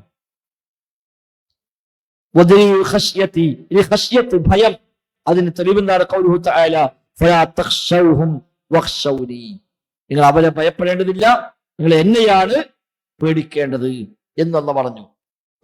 ഇനാബത്തി, റബ്ബിനെ ഖേദിച്ചു മടങ്ങണം. തെളിവെന്താണ്? ഖൗലുഹു തആല, വഅനീബു ഇലാ റബ്ബിക്കും വഅസ്ലിമൂ ലഹു. വഅനീബു ഇലാ റബ്ബിക്കും, റബ്ബിലേക്ക് ഖേദിച്ചു മടങ്ങുവീൻ. വഅസ്ലിമൂ ലഹു, അവനെ വഴിപ്പെടുകയും ചെയ്യുവീൻ. തിന്മകൾ മാറ്റിവെച്ച് നന്മയിൽ മുന്നേറി റബ്ബിലേക്കുള്ള മടക്കം, അതാണ് ഇനാബത്ത്. അനീബു, ഇനാബത്ത്, മുനീബ്, ഖേദിച്ചു മടങ്ങുന്നവൻ, അല്ലാഹുവിലേക്കുള്ള മടക്കമാണ് അവിടെ ഉദ്ദേശിക്കുന്നത്. ഇസ്തിആനത്ത്, സഹായം തേടൽ അല്ലാഹുവിനോട് മാത്രം. തെളിവെന്താ? ഖൗലുഹു തആല, ഇയ്യാക നഅ്ബുദു വഇയ്യാക നസ്തഈൻ, അല്ലാഹു നിന്നെ മാത്രം ഞങ്ങൾ ആരാധിക്കുന്നു, നിന്നോട് മാത്രം ഞങ്ങൾ സഹായത്തിനായി തേടുകയും ചെയ്യുന്നു. വഫിൽ ഹദീസി, ഹദീസിൽ വന്നിട്ടുമുണ്ട്, ഇദസ്തഅൻത ഫസ്തഇൻ ബില്ലാഹ്, ഇദസ്തഅൻത, നീ സഹായം തേടുകയാണെങ്കിൽ ഫസ്തഇൻ ബില്ലാഹ്, അല്ലാഹുവിനോടാണ് നീ സഹായം തേടേണ്ടത് എന്ന് പ്രത്യേകമായി അല്ലാഹു റസൂൽ നമ്മെ പഠിപ്പിക്കുകയും ചെയ്തിരിക്കുന്നു. അതുകൊണ്ട് ഇസ്തിആനത്ത് റബ്ബിനോട് മാത്രമാണ്. ഇസ്തിആനത്ത് അഭയത്തേട്ടം, ശരണം തേടുക, അഭയം തേടുക. ഭയം ഉണ്ടാകുമ്പോഴാണ് ഇസ്തിആനത്ത് ഉണ്ടാകും. ഇസ്തിആന, ഇസ്തിഗാസ, ഇസ്തിആദ, ഇത് മൂന്ന് പ്രയോഗങ്ങളാണ്. എന്നാൽ ഒറ്റയ്ക്ക് പറയുമ്പോൾ അങ്ങോട്ടും ഇങ്ങോട്ടൊക്കെ ഉപയോഗിക്കാം. ഇസ്തിആനത്തിന് ഇസ്തിഗാസ, ഇസ്തിഗാസക്ക് ഇസ്തിആന എന്നൊക്കെ അങ്ങോട്ടും ഇങ്ങോട്ടൊക്കെ ഒരേ വാക്ക് ഉപയോഗിക്കാം. മൂന്നും ഒരേ സ്ഥലത്ത് പറയുമ്പോൾ മൂന്ന് അർത്ഥമായിരിക്കും. ഇസ്തിആനത്ത് നമ്മൾ സഹായം തേടാനുള്ളൂ.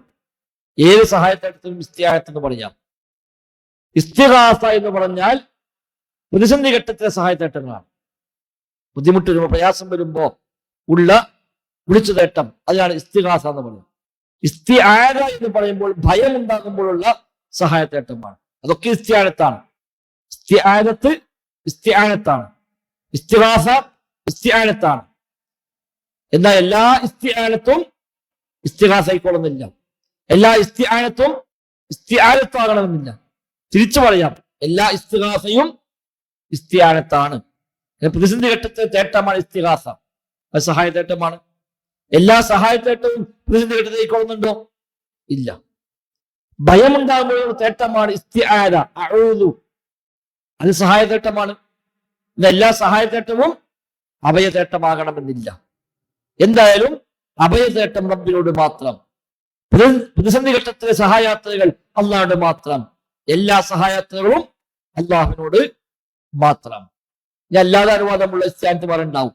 മനുഷ്യന്മാർ തമ്മിലൊക്കെ ചെയ്യാൻ അനുവാദമുള്ള ഹറാമല്ലാത്ത ഹലാലായ വഴിക്കുള്ള സഹായ ചോദ്യങ്ങൾ അത് പ്രത്യേകമെടുത്ത് അള്ളാഹു തആല പറഞ്ഞിട്ടുമുണ്ട്. ഇസ്തിആനത്തിനുള്ള തെളിവ് ഖൗലുഹു തആല, അല്ലാഹുവിന്റെ വചനമാണ്, ഖുൽ അഊദു ബിറബ്ബിൽ ഫലഖി വഖുൽ അഊദു ബിറബ്ബിൻ നാസ്. നബിയെ താങ്കൾ പറയണം, അഊദു ബിറബ്ബിൽ ഫലഖ്, ഫലഖിന്റെ റബ്ബിനോടാകുന്നു ഞാൻ കാവൽ തേടുന്നത്, അഭയം തേടുന്നത്. ജനങ്ങൾ റബ്ബിനോടാകുന്നു ഞാൻ അഭയം തേടുന്നത്. അപ്പൊ അഭയത്തേട്ടം റബ്ബിനോട് മാത്രം. ബിറബ്ബിൽ ഫലഖ്, ഫലഖിന്റെ റബ്ബ്, പുലരിയുടെ പ്രഭാതത്തിന്റെ റബ്ബ്. അതേപോലെ റബ്ബിൻ നാസ്, ജനങ്ങൾ രക്ഷിതാവാരോ അവനോടാകുന്നു എന്റെ സഹായത്തേട്ടം, അഭയത്തേട്ടം എന്ന് നബിയെ താങ്കൾ പറയുക. ഇസ്തിഗാസ മാത്രം തെളിവെന്താ? ഖൗലുഹു തആല, ഇദ് തസ്തഗീസുന റബ്ബക്കും ഫസ്തജാബ ലക്കും.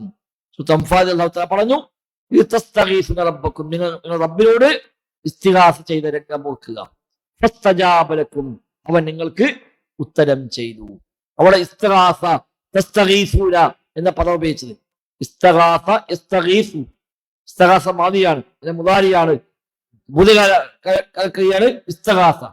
അതിന്റെ വർത്തമാനകാലക്രിയയും ഭാവികാലക്രിയയുമാണ് യസ്തഗീസു.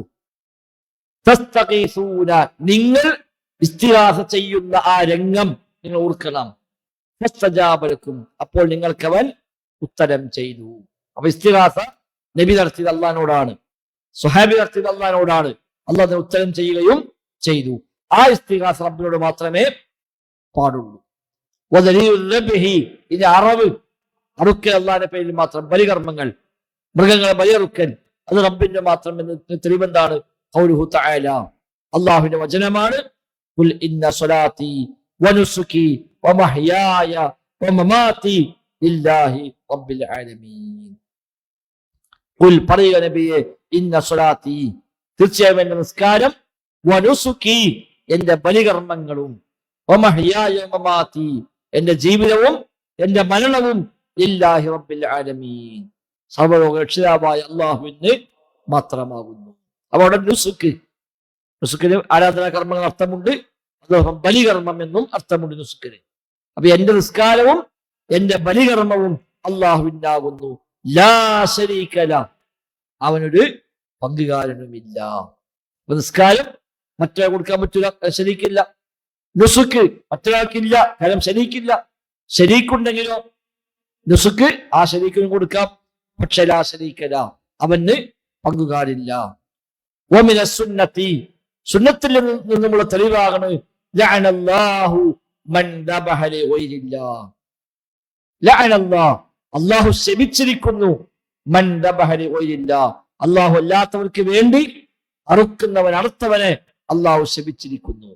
ഇമാം മുസ്ലിം ധരിച്ച ഹദീസ്, അഖ്റജഹു മുസ്ലിം കിതാബുൽ അലാഹി, സ്വഹീഹ് മുസ്ലിമിൽ കിതാബുൽ അലാഹി എന്ന അധ്യായത്തിലാണ് ബാബു തഹരീമി ദബഹി ലിഗൈരില്ലാഹി തആല വലഅനി ഫാഇലിഹി എന്ന ബാബ്. അല്ലാഹു അല്ലാത്തവർക്ക് വേണ്ടി അറുക്കൽ ഹറാമാണ് എന്നും അങ്ങനെ ചെയ്തവന് ശാപമുണ്ട് എന്നും പറയുന്ന അധ്യായം എന്ന അധ്യായം വരെ സ്വഹീഹ് മുസ്ലിമിലുണ്ട്. ആ അദ്ദേഹത്തെ കൊടുത്ത ഒരു ഹദീസിന്റെ ഒരു ഭാഗമാണ് ലഅനല്ലാഹു മൻ ദബഹ ലിഗൈരില്ലാഹ്, അല്ലാഹു അല്ലാത്തവർക്ക് വേണ്ടി അറുത്തവനെ അല്ലാഹു ശപിച്ചിരിക്കുന്നു. 4 കാര്യം ഹദീസ് പറഞ്ഞത്. മൊത്തം ഹദീസിന് 4 കാര്യത്തെ ശപിച്ചു എന്നുണ്ട്. അത് ഒന്നിലാണ് ലഅനല്ലാഹു മൻ ദബഹ ലിഗൈരില്ലാഹ്, റബ്ബല്ലാത്തവർക്ക് വേണ്ടി ആരെ അറുത്തുവോ അവൻ അല്ലാഹു ശപിച്ചിരിക്കുന്നു. 2 ലഅനല്ലാഹു മൻ ലഅന വാലിദൈഹി, മാതാപിതാക്കളെ ശപിച്ചവനെ അല്ലാഹു ശപിച്ചിരിക്കുന്നു. ഉമ്മാനെ ബാപ്പാനെ ശപിക്കുക, അവൻ അള്ളാഹുവിന്റെ ശാപമുണ്ട്. മൂന്നാമതായി ഭൂമിയിലെ അതിരുകളെ അടയാളങ്ങളെ മാറ്റപ്പെടുത്തിയവർ അല്ലാഹു ശപിച്ചിരിക്കുന്നു. അയൽവാസിന്റെ മതില് അങ്ങനെ നീക്കുക, മറ്റൊരു അതിരിങ്ങനെ നീക്കുക, അവിടെ അതിർത്തി ലംഘിച്ചുകൊണ്ട് അന്യായമായി അവകാശമില്ലാത്തത് തന്നിലാക്കി മാറ്റുക, അത്തരം ആളുകൾക്ക് അള്ളാഹുവിന്റെ ശാപമുണ്ട്. ഒരു പുത്തനാശയത്തിന് അല്ലെങ്കിൽ പുത്തനാശയക്കാരന് അഭയം നൽകിയവൻ, അവൻ അള്ളാഹു തആലയുടെ ശാപമുണ്ട്. മതത്തിൽ ബിദഅത്ത് കൊണ്ടുവരിക, ആ ബിദഅത്തിന് വെള്ളവും വളവും കൊടുക്കുക, അത് വളരെ ആവശ്യമായി സംവിധാനം ചെയ്തു കൊടുക്കുക, അവിടെ അള്ളാഹുവിന്റെ ശാപമുണ്ട് എന്നാണ്. ദീനിൽ ഒരു ബിദഅത്ത് ഉണ്ടാക്കി കൊണ്ടുവന്ന ആളുകൾ, അതേപോലെ വന്ന ബിദഅത്തുകൾക്ക് എല്ലാ അർത്ഥത്തിലുമുള്ള സംരക്ഷണമേകിയവൻ. അപ്പൊ നാട്ടിൽ മഹല്ലിൽ പള്ളിയിലൊക്കെ കാണാം പല ബിദഅത്തുകളും. ആ ബിദഅത്തിന് വേണ്ട എല്ലാ സൗകര്യം ചെയ്തു കൊടുക്കുന്ന കമ്മിറ്റിക്കാരുണ്ടാവും, അതിന് വേണ്ട ആളുകളുണ്ടാവും. അതൊക്കെ വലിയ ഗൗരവമുള്ള വിഷയമാണ്, റബ്ബിന്റെ ശാപം കിട്ടാൻ കാരണമാകുന്ന കാര്യമാണ്. അപ്പൊ നാല് വിഭാഗം ആളുകൾക്ക് റബ്ബിന്റെ ശാപമുണ്ട്. അതിൽപ്പെട്ട ഒന്നാമത്തെ കാര്യമാണ് അള്ളാഹു അല്ലാത്തവർക്ക് വേണ്ടി അടുത്തവനെ അള്ളാഹു ശപിച്ചിരിക്കുന്നു. ഒരു അറിയിപ്പുള്ളത്, രജിസ്റ്റർ ചെയ്തിട്ട് പുസ്തകം കിട്ടാത്ത ആളുകൾ ഉണ്ടെങ്കിൽ പുസ്തകം അവിടെ പുറത്ത് റെഡി ആയിട്ടുണ്ട്, ഇപ്പൊ പോയാൽ കൗണ്ടറിൽ നിന്ന് വാങ്ങാൻ പറ്റും.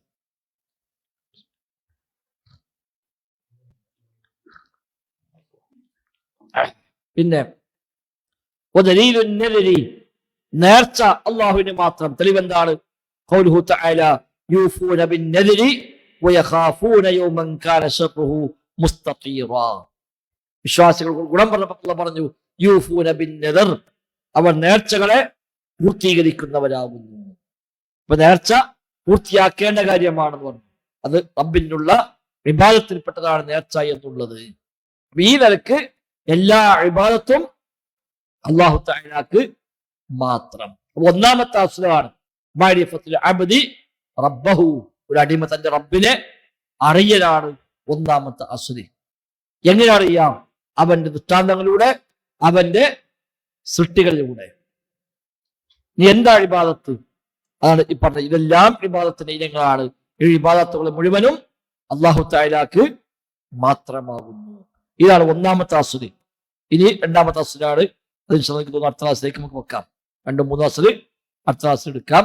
ഏതായാലും മൊത്തം പറഞ്ഞ കാര്യങ്ങൾ മനസ്സിൽ വേണം. ആദ്യം പറഞ്ഞത് 4 മസ്അലകൾ അറിയൽ നിർബന്ധമാണ്. ആരാ പറയാം?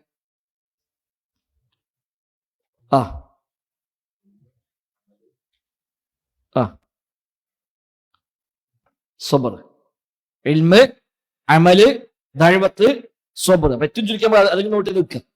4 മസ്അല അറിയൽ നിർബന്ധമായ 4 മസ്അലകൾ: ഇൽമ്, അമല്, ദഅവത്ത്, സബർ. ഇത് 4 നിർബന്ധമായും അറിയേണ്ട മസ്അലകളാണ്. തെളിവ് പറഞ്ഞു വൽ അസ്ർ ഇന്നൽ ഇൻസാന ലഫീ ഖുസ്ർ. ഇമാം ഷാഫിഈയുടെ വചനം പറഞ്ഞു ലൗ മാ അൻസലല്ലാഹു ഹുജ്ജത്തൻ അലാ ഖൽഖിഹി ഇല്ലാ ഹാദിഹി സൂറ ലകഫത്തുഹും എന്ന് ഇമാം ഷാഫിഈയുടെ വചനം പറഞ്ഞു. ഇമാം ബുഖാരി ഹെഡിങ് കൊടുത്തത് പറഞ്ഞു അൽ ഇൽമു ഖബല ഖൗലി വൽ അമല ബിഹി ഫഅലം അന്നഹു ലാ ഇലാഹ ഇല്ലല്ലാഹ് എന്ന ആയത്ത് ഇമാം ബുഖാരിയുടെ കൊടുക്കുകയും ചെയ്തു.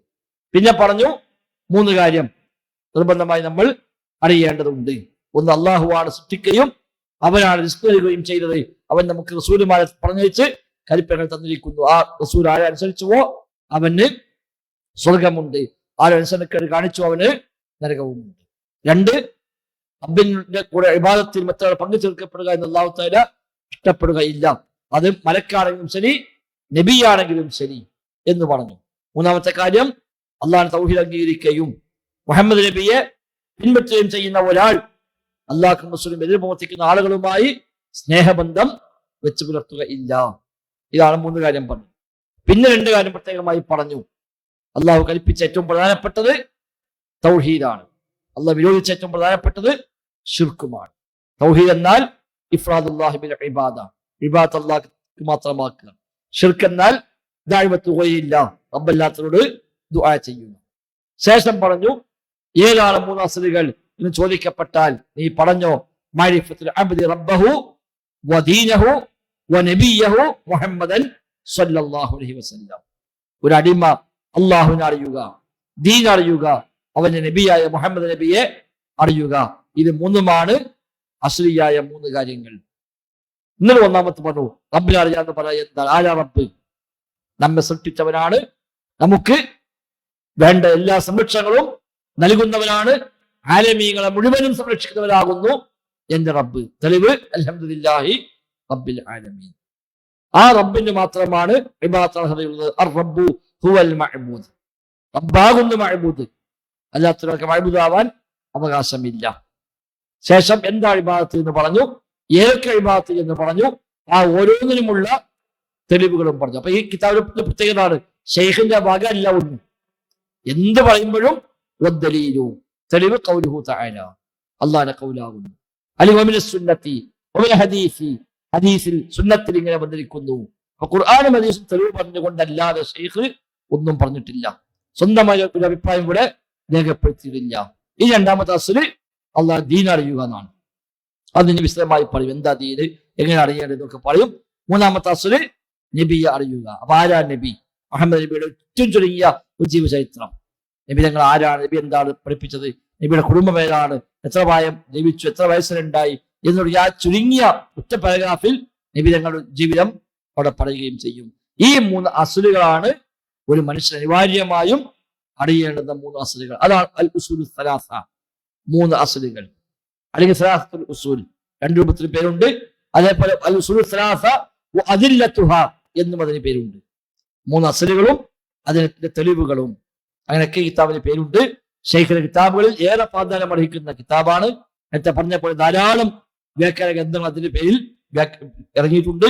ഒരുപാട് മഹാന്മാരുടെ ക്ലാസുകൾ പിന്നീട് കിതാബായി ഇറങ്ങിയതൊക്കെ കാണാൻ കഴിയും. ഏതായിരുന്നാലും നമ്മുടെ നിത്യജീവിതത്തിൽ അനിവാര്യമായും അറിയേണ്ടുന്ന മേഖലകൾ ഇതിലൂടെയൊക്കെ ഷെയ്ഖ് റഹിമഹുല്ലാഹ് നമുക്ക് ആയത്തുൽ ഹദീസും അടിസ്ഥാനമാക്കി പഠിപ്പിച്ചത്.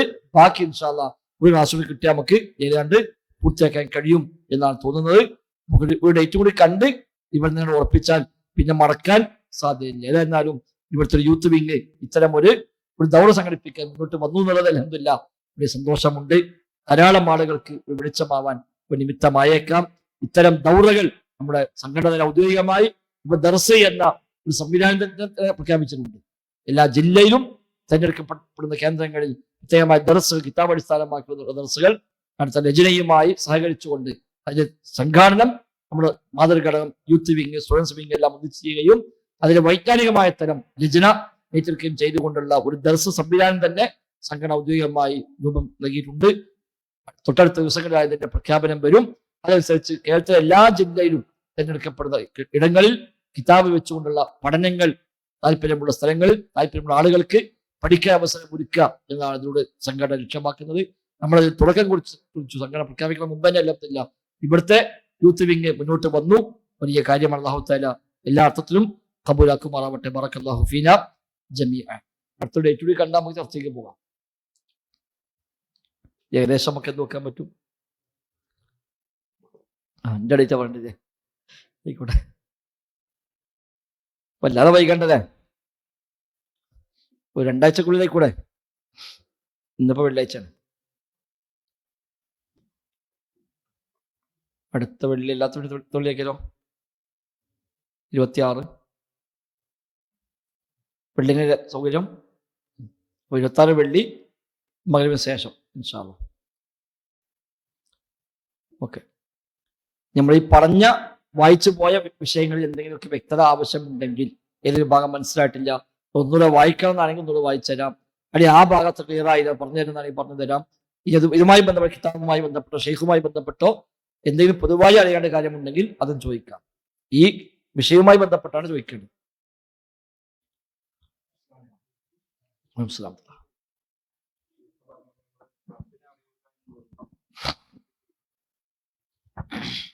റബ്ബിനെ അറിയുക എന്നുള്ളതില് ബി ആയാത്തിഹി വ മഖ്ലൂഖാത്തിഹി എന്ന് പറഞ്ഞത്. അപ്പോ ഒരു സമൂഹം അവര് ഈ ആയാത്തുകളെ കൊണ്ടും അള്ളാഹുവിന്റെ സൃഷ്ടികളെ കൊണ്ടും അള്ളാഹുവിനെ അറിഞ്ഞു. എന്നാൽ അള്ളാഹുവിനെ തന്നെയാണ് ആരാധിക്കപ്പെടേണ്ടത്, അല്ലെങ്കിൽ ആരാധന എന്നുള്ള ഒരു കാര്യം ചെയ്യേണ്ടത് ആ റബ്ബിനാണ് എന്നുള്ളത് അവരറിയണം എന്നുണ്ടെങ്കിൽ ദലീലുമാണല്ലോ. അപ്പൊ അങ്ങനെ ഒരു ദലീല് കിട്ടാത്തൊരു സമൂഹത്തിന്റെ അവസ്ഥ എന്താണ്? ദലീൽ കിട്ടാത്തൊരവസ്ഥയില്ല. അല്ലാഹു തആല റസൂലിനെ പറഞ്ഞയച്ചു, ഖുർആൻ ഇറക്കി. അതോട് ദലീൽ സ്ഥാപിതമായി കഴിഞ്ഞു. ഇനി അത് അന്വേഷിച്ച് കണ്ടെത്തേണ്ട ബാധ്യത ഓരോ മനുഷ്യന്മാർക്കും ഉണ്ട്. അല്ലാഹു തആല ഒരു നബിയെയും അയച്ചിട്ടില്ലെങ്കിലും ഒരു കിതാബും ഇറക്കിയിട്ടില്ലെങ്കിലും മനുഷ്യൻ സ്വീകരിക്കേണ്ടതാണ് തൗഹീദ്. അവന്റെ ഫിത്രത്താണ്. അത് നബി വല്ല ആവശ്യമില്ല. അല്ലാഹു റഹ്മത്തുള്ളാഹു നബിയെ പറഞ്ഞയച്ചു. അപ്പൊ തൗഹീദ് സ്വീകരിക്കാൻ ഒരു നബി വരേണ്ടതില്ല, ഒരു കിതാബും ഇറങ്ങേണ്ടതില്ല. ലോകത്ത് എല്ലാ അമ്പിയാക്കളും പറഞ്ഞ തൗഹീദാണ്, എല്ലാ വേദഗ്രന്ഥവും പഠിപ്പിച്ച തൗഹീദാണ്. എന്നാൽ ഇബാദത്ത് എങ്ങനെ സമർപ്പിക്കണം അത് നബി വന്ന് പറഞ്ഞു തരണം. അല്ലാഹ്ക്ക് ഇബാദത്ത് എടുക്കണം മനസ്സിലാവും, ഏതൊക്കെയാണ് ഇബാദത്ത്, എങ്ങനെയാണ് ഇബാദത്ത്, നിബന്ധന എന്താണ്, ഇത് ഒരു നബി പറഞ്ഞെങ്കിലേ അറിയുകയുള്ളൂ. അതുകൊണ്ട് അല്ലാഹു തആല നബിയെ പറഞ്ഞയച്ചു, അത് പഠിപ്പിച്ചു. അല്ലാഹ് ഖുർആൻ ഇറക്കി, നബിതങ്ങളെ നിയോഗിച്ചു. അതോട് തെളിവ് ഇവിടെ സ്ഥാപിതമായി കഴിഞ്ഞു. ഇനി എനിക്ക് അറിയില്ല എന്ന് പറയാൻ യഥാർത്ഥത്തിൽ ന്യായമില്ല. എനിക്ക് അറിഞ്ഞിട്ടില്ല, ഞാൻ മനസ്സിലാക്കിയിട്ടില്ല, ഞാൻ കേട്ടിട്ടില്ല എന്ന് പറഞ്ഞാൽ അതിന് നിർവാഹമില്ല. അല്ലാഹു തആല അത് അംഗീകരിക്കുമെന്ന് പറയാൻ നമുക്ക് ന്യായമൊന്നും ഇത് അറിഞ്ഞേ പറ്റൂ. കാരണം ദിവസം എല്ലാ നേരവും ഓൻ ശ്വാസം വഹിക്കുന്നു, ഭക്ഷണം കഴിക്കുന്നു, വെള്ളം കുടിക്കുന്നു, ഓൻ എല്ലാ കാര്യം നടക്കുന്നു. ഇതൊക്കെ നടക്കുമ്പോഴും ഇതൊക്കെ പാര തന്നതെന്ന് ഒരു ആലോചിച്ചാൽ പറയാൻ പറ്റില്ലല്ലോ. അത് ആലോചിച്ചേ പറ്റൂ. ആലോചിച്ച് അള്ളാനെ മനസ്സിലായി കഴിഞ്ഞാൽ പിന്നെ അള്ളാഹ് എന്താ പറഞ്ഞത് അത് അന്വേഷിക്കണം. അപ്പൊ ഖുർആൻ പഠിക്കണം, നബിയെ കുറിച്ച് അറിയണം. ഇതൊക്കെ അവന് അനിവാര്യമായ ബാധ്യതയാണ്. അത് ഒരാൾക്ക് അറിഞ്ഞില്ല എന്ന് പറയാൻ ന്യായമില്ല, അവന് ഉദറുണ്ട് എന്ന് വിചാരിക്കാൻ നിർവാഹമില്ല. പിന്നെ ഒറ്റപ്പെട്ട മനുഷ്യന്മാർക്ക് അള്ളാന്റെ വലിയ റഹ്മത്ത് കൊണ്ട് വലിയ ഇളവും കൊടുത്തെങ്കിൽ ഉണ്ടാവും. അറിവില്ലായ്മ ഒരു ഇളവാണ് ദീനിൽ പല വിഷയത്തിലും, എല്ലാത്തിലും ഉണ്ടാവില്ല. പക്ഷെ ഇതൊക്കെ അറിവില്ലായ്മ ഒരു ഇളവാണ്. പക്ഷെ അറിവില്ലായ്മക്കും ചില നിബന്ധനയൊക്കെ ഉണ്ട്. ഓൻ പഠിക്കാൻ ശ്രമിച്ചിട്ടില്ല, അങ്ങനെ കേട്ടിട്ടില്ല, ചോദിച്ചിട്ടില്ല, അന്വേഷിച്ചിട്ടില്ല, നിനക്ക് അറിയില്ലാന്ന് പറഞ്ഞു, അത് പറ്റൂല. ഒരാൾ ഇസ്ലാമിലേക്ക് വന്നു, ഓന് പഠിക്കാൻ അവസരം കിട്ടുന്നതിന് മുമ്പ് മരിച്ചുപോയി, അതൊക്കെ ഒരു അറിവില്ലായ്മക്ക് ന്യായമാണ്. അടി ഇതൊന്നും സാഹചര്യമില്ലാത്ത ഏതോ ഒറ്റപ്പെട്ട സ്ഥലത്താണ് ഓൻ ജീവിക്കുന്നത്. അറിയാനും അന്വേഷിക്കാനും ഒന്നും യാതൊരു വഴിയുമില്ല. എങ്കിലും പക്ഷെ ജഹ്ല് എന്നുള്ളത് ഓന് ഉദറായി കിട്ടിയേക്കാം. അല്ലാതെ നാട്ടിൽ കൂടി നടന്ന് എല്ലാത്തിനും ഇടപെട്ട് ഒരാവശ്യം എല്ലാം പഠിച്ച് എല്ലാ രംഗത്തും സജീവമായി പോണ മനുഷ്യനെ എനിക്കത് അറിയില്ല എന്ന് പറഞ്ഞിട്ടുണ്ടെങ്കിൽ അത് ഓൻ തന്നെയാണ് ഉത്തരവാദി. ഓനെ കച്ചവടം അറിയാം, ഓനെ പിന്നെ ഇംഗ്ലീഷും മലയാളം അറബിയൊക്കെ അറിയാം, ഒരാവശ്യം എല്ലാ രംഗത്തും അറിയാം. അവിടെ ഒന്നും അറിവില്ലായ്മയില്ല. അല്ലാതെ ദീന് മാത്രം ഓൻ പഠിച്ചിട്ടില്ല എന്ന് പറഞ്ഞാൽ അവിടെ അതിന് ന്യായമില്ല. ഈ കാലത്ത് പ്രത്യേകിച്ചും സോഷ്യൽ മീഡിയ വ്യാപകമായി ഏത് ഭാഷയിലും എവിടെ നിന്നിട്ടും ആർക്കും പഠിക്കാനെന്ന് സംവിധാനങ്ങളുണ്ട്. അതുകൊണ്ട് തന്നെ അങ്ങനത്തെ ഒരാൾക്ക് അറിവില്ല എന്ന് പറയാൻ ന്യായമുണ്ട് എന്ന് പറയാൻ കഴിയില്ല. അല്ലാഹു അക്ബർ. അതേപോലെ ഈ ഫലാ തഖാഫൂഹു എന്ന് പറഞ്ഞോടത്ത് ഈ ആ ഖൗഫ് ഇബാദത്താവുന്ന ഖൗഫാണ്. അതെ, ഫലാ തഖാഫൂഹും വഖാഫൂനി എന്ന് പറഞ്ഞു. അവിടെ ഒന്ന് പാടില്ലാത്തതും പറഞ്ഞു, മറ്റൊന്ന് പാടുള്ളതും പറഞ്ഞു. അവിടെ തഖാഫൂഹും എന്ന് പറഞ്ഞ ഖൗഫ് ഇബാദത്താകുന്ന ഖൗഫല്ല. വഖാഫൂനി എന്ന് പറഞ്ഞ ഖൗഫ് ഇബാദത്താകുന്ന ഖൗഫാണ്. മറ്റു മനുഷ്യന്മാരുമായി ബന്ധപ്പെട്ടാണ്. നബിക്കെതിരെ അബൂ സുഫ്യാന് പടച്ചുവിട്ട ചില കുതന്ത്രങ്ങൾ ഉണ്ടായിരുന്നു. വമ്പൻ സൈന്യം വരുന്നുണ്ട് എന്ന് പറഞ്ഞുകൊണ്ട് അവർ പ്രചരിപ്പിച്ച പ്രചാരണം, മക്കയിൽ നിന്ന് ഒന്നാകെ ഒരു സംഘം വരുന്നു, മുഹമ്മദ് നബിയെയും സമൂഹത്തെയും ഇല്ലാതാക്കാൻ എന്ന് പ്രചരിപ്പിച്ച ഘട്ടമുണ്ടായിരുന്നു. ഉഹദിൽ നിന്ന് മടങ്ങുമ്പോൾ അബൂ സുഫ്യാൻ പ്രഖ്യാപിച്ചു, നമുക്ക് അടുത്ത കൊല്ലം ബദറിൽ വെച്ച് കാണാം. ആയിക്കോട്ടെ, കാണാമെന്ന് നബി ഏൽക്കുകയും ചെയ്തു. അപ്പൊ അടുത്ത കൊല്ലം നമ്മുടെ മൗഇദ് ബദറാണ് എന്ന് ആദ്യത്തെ കൊല്ലം ബദർ ഏറ്റുമുട്ടി, പിന്നെ ഉഹദ് ഉണ്ടായി. ആ ഉഹദിന്ന് ഒരു ഘട്ടത്തിൽ ഒരിക്കൽ ദേശം മെച്ചം കിട്ടിയെങ്കിലും മൊത്തത്തിൽ അവർക്ക് പരാജയം തന്നെ ഉണ്ടായിരുന്നു മുസ്ലിങ്ങൾക്ക്. അപ്പൊ അവരതിന് പകരം കിട്ടാൻ വേണ്ടി അവരപ്പം തന്നെ ഡേറ്റ് നിശ്ചയിച്ചു, നമുക്ക് അടുത്ത വർഷം ബദറിൽ വെച്ച് കാണാം. നബി ഏറ്റെടുത്തു. അടുത്ത കൊല്ലമായപ്പോൾ ഒരു ഏറ്റുമുട്ടലിന് പറ്റുന്ന ഒരു സാമ്പത്തിക അവസ്ഥ അല്ല മക്കയിലെ ആളുകൾക്ക് ഉണ്ടായിരുന്നത്. കച്ചവടം കുറച്ച് മോശമായിരുന്നു, ഒരു ചൂടുള്ള സമയമാണ്. പൊതുവെ അവർക്ക് വിചാരിച്ച പോലൊന്നും ഒരു സാമ്പത്തിക അവസ്ഥ, അപ്പോൾ യുദ്ധത്തിന് ഇറങ്ങണമെങ്കിൽ അതിന് വലിയ ഫണ്ടും സൗകര്യങ്ങളും ഒക്കെ വേണം. അതൊന്നും പറ്റിയ സന്ദർഭമല്ല അപ്പോൾ. അപ്പൊ അബൂ സുഫ്യാനെ സംബന്ധിച്ച് ഒരു വാക്ക് പറഞ്ഞു പോകുന്നതാണല്ലോ, അത് ലംഘിക്കാൻ പറ്റൂല. പക്ഷെ അത് പാലിക്കാനൊട്ട് സാഹചര്യവുമില്ല. അപ്പൊ എന്ത് ചെയ്യും? അബൂ സുഫ്യാൻ വലിയ തന്ത്രജ്ഞനാണ്. അന്ന് അബൂ സുഫ്യാൻ മുസ്ലിം ആയിട്ടില്ല. അദ്ദേഹം ഒരു ചെറിയൊരു തന്ത്രം പ്രയോഗിച്ചു. 2 ചാരന്മാരെ മദീനത്തേക്ക് പറഞ്ഞയച്ചു. നാട്ടിൽ കൂടി മൊത്തം ഇങ്ങനെ അങ്ങാടിയിലൊക്കെ ഇറങ്ങിയിട്ട്, നമ്മുടെ ഭാഷയിൽ പറഞ്ഞാല് പീഡകൊലയൊക്കെ എന്നിട്ട് കൂടി ഇങ്ങനെ മൊത്തത്തിൽ പ്രചരിപ്പിക്കാൻ തുടങ്ങി. മക്കയിൽ നിന്നൊരു വമ്പൻ സൈന്യം വരുന്നുണ്ട്, ഒരു ഭയങ്കര സൈന്യം മക്കത്ത് നിന്ന് വരുന്നുണ്ട്, ഇതോടുകൂടി മൊത്തം മുഹമ്മദ് നബിന്റെയും ആളുകളെയും കഥ കഴിയും എന്ന് മൊത്തത്തിൽ പ്രചാരണങ്ങൾ അയച്ചു വിട്ടു. അപ്പൊ നാട്ടിന് മൊത്തം ഈ ചർച്ച. അപ്പൊ അബൂ സുഫിയാൻ മനസ്സിലാക്കിയതാണ്, അത് കാണുമ്പോൾ പേടിച്ചിട്ട് പോലും വരൂല. ഇത്ര വലിയ സൈന്യം വരുന്നെന്ന് കേൾക്കുമ്പോ പേടിച്ചിട്ട് മുഹമ്മദും കൂട്ടരും വരൂല. അപ്പൊ നമുക്ക് പുറത്തത് ബദറിൽ പോയിക്കാണ്ട് മടങ്ങിപ്പോരാ. ഓടി വരാതെന്നാല് നമുക്ക് നേട്ടമായല്ലോ. എന്നാ വാക്ക് പാലിച്ചത് ആയും ചെയ്തു. അങ്ങനെ അബൂ സുഫിയാൻ ഏതാനും കുറച്ച് ആടെയും കൂട്ടി മക്കത്തുനിന്ന് പോയി. ബദറിലേക്ക് പോകാന്ന് പറഞ്ഞിട്ട് മക്കത്തുനിന്ന് ടീം പുറപ്പെട്ടു. ഒരു 2 ദിവസം ഇവിടെയൊക്കെ കറങ്ങിയിട്ട് വല്ലാണ്ട് പോയിട്ട് അവിടെ പോയിട്ട് പറഞ്ഞ എന്ത് മുഹമ്മദ്, അവിടെ ആരും വന്നിട്ടില്ല, അവിടെ ഒന്നും ഉണ്ടായിരുന്നില്ല എന്നും പറഞ്ഞിട്ട് ഒരു വല്ലാണ്ട് തിരിച്ചു പോയി. നബി ആണെങ്കിൽ സ്വഹാബത്തോട് പറഞ്ഞു, നമ്മൾ പറഞ്ഞ വാക്ക് പാലിച്ചേ പറ്റുള്ളൂ, നമുക്ക് ഒരുങ്ങി പോകാം. ആര് വന്നാലും വേണ്ടില്ല, എത്ര പേരുടെ ടീം വന്നാലും വേണ്ടില്ല, നമുക്ക് അല്ല മതി. അതാണ് അല്ല പറഞ്ഞത്, നിങ്ങൾ പേടിക്കണ്ടാന്ന്. ഇന്ന മദാലിക്കും ശൈത്വാൻ യുഖബ്ബിഫു ഔലിയാഹു. അത് ശൈത്താൻ അവന്റെ മിത്രങ്ങളെ കാണിച്ച് നിങ്ങളെ പേടിപ്പിക്കുകയാണ്. നിങ്ങൾ പോലെ പേടിക്കാൻ പോണ്ട, നിങ്ങൾ ഇന്നെ പേടിച്ചു. അങ്ങനെയാണ് ഓരോ നമ്മൾ പോകാതെ ആര് വന്നാലും എന്താണ് ഹസ്ബുനല്ലാഹു നിഅമൽ വക്കീൽ, നമുക്ക് അല്ല മതി. ഓരോ ബദറിലെത്തി. ബദറിലെത്തിയപ്പോ അബൂ സുഫിയാനും ഇല്ല, സൈന്യവും ഇല്ല, അങ്ങനെ ആ പറയപ്പെട്ട ഒന്നുമില്ല. അവിടെ ഒരു ടീം വന്നിട്ടില്ല, ഒരാൾ ഉണ്ടായിട്ടുമില്ല എന്ന് മാത്രം. അവിടെ നല്ല ബിസിനസ് നടക്കുന്ന സമയമാണ്. അപ്പൊ ആ കച്ചവടത്തിൽ പങ്കെടുത്ത് കുറച്ച് ദിവസം അവിടെയൊക്കെ കൂടി വമ്പൻ ലാഭം കിട്ടി, പോയി തിരിച്ചു പോയി ചെയ്തു. അതാണ് ആ വിഷയം. അപ്പൊ അവിടെയാണ് ഈ ആയത്തിറക്കിയത്. വഖാഫൂനി എന്ന് പറഞ്ഞതാണ് ഇബാദത്താകുന്ന ഖൗഫ്. മറ്റൊരു സാധാരണ ഖൗഫാണ്, മനുഷ്യന്മാരെ പറ്റിയുള്ള ഭയമാണ്, സാധാരണ ഭയമാണ്. പക്ഷെ അവര് പ്രചരിപ്പിച്ച പ്രചാരത്തിൽ പെട്ടിട്ട് പേടിക്കേണ്ടതില്ല എന്നാണ് അവിടെ പറഞ്ഞത്. റബ്ബിന് സമർപ്പിക്കേണ്ട ഭയമോ അത് ഭൗതികമായ മാർഗത്തിലുള്ള അസ്ബാബുകൾക്കപ്പുറമുള്ള ഇബാദത്താകുന്ന ഭയമാണ്. രണ്ടാമത്തെ ഭാഗത്ത് പറഞ്ഞ ഭയം അല്ലാഹു.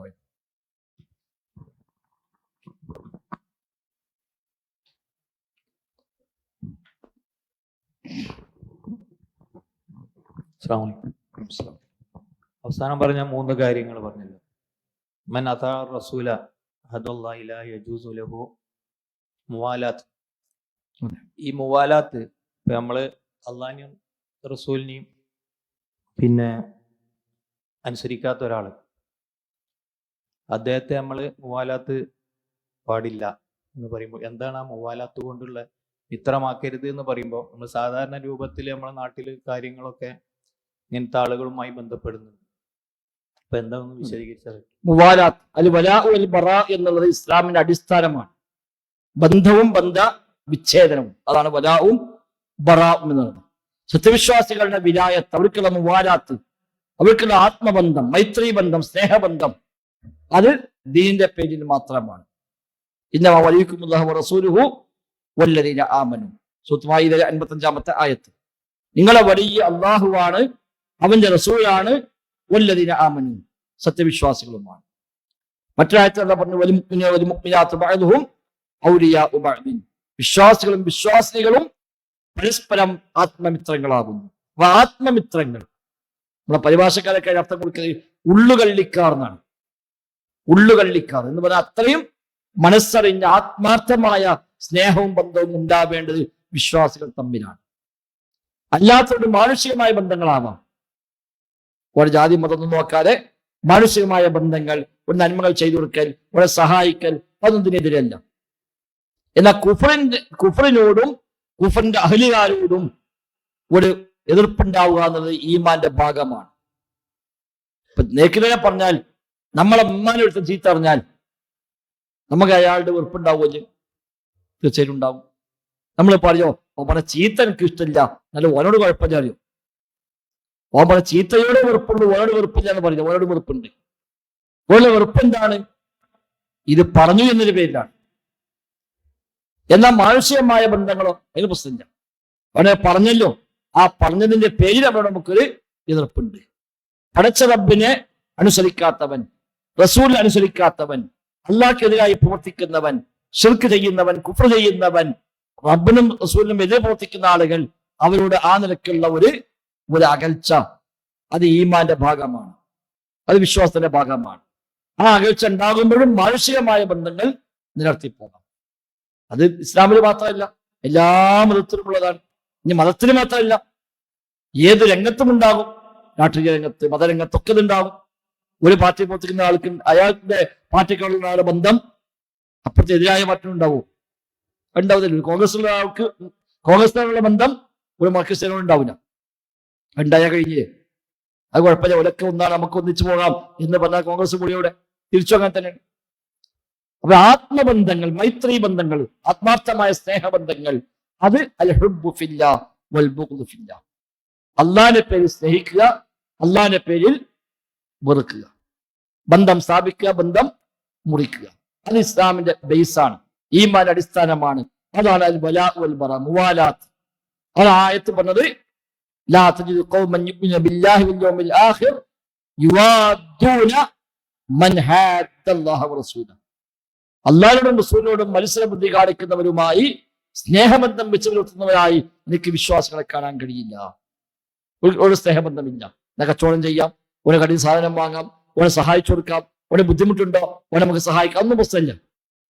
മാനുഷികമായ ബന്ധങ്ങൾക്ക് നടത്താം. എന്നാൽ മനസ്സറിഞ്ഞ ആത്മാർത്ഥമായ സ്നേഹബന്ധങ്ങൾ എന്നുള്ളത് ഈമാൻ അടിസ്ഥാനത്തിലാണ് വിശ്വാസികൾ സ്ഥാപിക്കേണ്ടത്. അത് അത്രേ പറ്റുള്ളൂ. അത് അവർ തമ്മിലുണ്ടാവും, അത് വേറെ. അത് അള്ളാഹു എടുത്തു പറഞ്ഞു. അവർ തമ്മിൽ അവർക്ക് മുവാലാത്ത് ഉണ്ടാവും. വിശ്വാസികൾ പരസ്പരം മുവാലാത്തുള്ളത് പോലെ തന്നെ അവിശ്വാസികൾ പരസ്പരം ഒരു മുവാലാത്ത് ഉണ്ടാവും. അത് അവരുടെ ദീന്റെ ഭാഗമാണ്. ഏത് മതക്കാർക്കുണ്ടാകും. ആ മതത്തിന്റെ ആളുകൾ തമ്മിലുള്ളൊരു ആത്മബന്ധം, ഒരു ആദർശബന്ധം ഉണ്ടാകും. അത് ഇസ്ലാമിലുമുണ്ട്. ഇസ്ലാമിന്റെ പേരിൽ വിശ്വാസികൾ തമ്മിലുണ്ടാകുന്ന ഒരു ആത്മബന്ധം, അതാണ് വിലായത്ത്, അതാണ് മുവാലാത്ത്, വലാ. ആ വലാ വിശ്വാസി കൂടെ ഉണ്ട്. അല്ലാത്തൊരു ബറാ ആണ്. ഇബ്രാഹിം ഇസ്ലാം പറഞ്ഞല്ലോ, ഞങ്ങൾ നിങ്ങളുമായി ബുറാഅാണ്, അദാവത്താണ്, ഹത്താ തുഅ്മിനൂ ബില്ലാഹി വഹദ എന്ന് പറഞ്ഞു. അത് നിങ്ങൾക്ക് ഉസ്മത്തുണ്ടെന്ന് അള്ളാഹു പ്രത്യേകം എടുത്തു പറയുകയും ചെയ്തു. അപ്പൊ ശിർക്കിനോട്, കുഫറിനോട് ഒരു വെറുപ്പുണ്ട്. ആ കാരണത്താൽ അതിന്റെ ആളുകളോടും ഒരു അകൽച്ചയുണ്ട്. ശിർക്കിന്റെ ആളുകളോട്, കുഫറിന്റെ ആളുകളോട്. അപ്പൊ ശിർക്കിനോടെ വെറുപ്പുള്ളൂ, കുഫറിനോടെ വെറുപ്പുള്ളൂ, അതിന് ആളോട് വെറുപ്പില്ല എന്നല്ല, ആളോടും വെറുപ്പുണ്ട്. ആ വെറുപ്പ് എന്തിന്റെ പേരിലാണ്? കുഫറിന്റെ പേരിലാണ്. ആ വെറുപ്പ് അയാളിൽ കുഫർ ഉണ്ട് എന്നത് കൊണ്ടാണ്, അയാൾ ശിർക്കുണ്ട് എന്നത് കൊണ്ടാണ് വെറുപ്പുള്ളത്. അല്ലാത്ത വെറുപ്പൊന്നുമില്ല, അല്ലാത്ത വെറുപ്പില്ല. അയാൾ മനുഷ്യരാണെന്ന് നമുക്ക് വെറുപ്പില്ല. പക്ഷെ അയാൾ കുഫറുള്ള ആളാണ്, ശിർക്കുള്ള ആളാണ്. അവിടെ ശിർക്കോടും കുഫറോടും വെറുപ്പുണ്ടാകുമ്പോൾ സ്വാഭാവികമായിട്ടും അതിനാളും വെറുപ്പുണ്ടാവും. മദ്യപാനത്തിൽ വെറുപ്പുണ്ടെങ്കിൽ മദ്യപാനിയോട് വെറുപ്പുണ്ടാവും. എങ്ങനെ വെറുപ്പ്? ഓ മദ്യപാനിയാണ് എന്ന കാരണം കൊണ്ടാണ്. വ്യഭിചാരത്തിൽ വെറുപ്പുണ്ടെങ്കിൽ വ്യഭിചാരിയെ വെറുക്കും. അത് മറ്റൊന്നും കൊണ്ടല്ല, അവന് വ്യഭിചരിച്ചു എന്ന ആ കാരണത്താലാണ്. അത് എപ്പോൾ ഒഴിവാക്കിയോ അത് കഴിഞ്ഞു.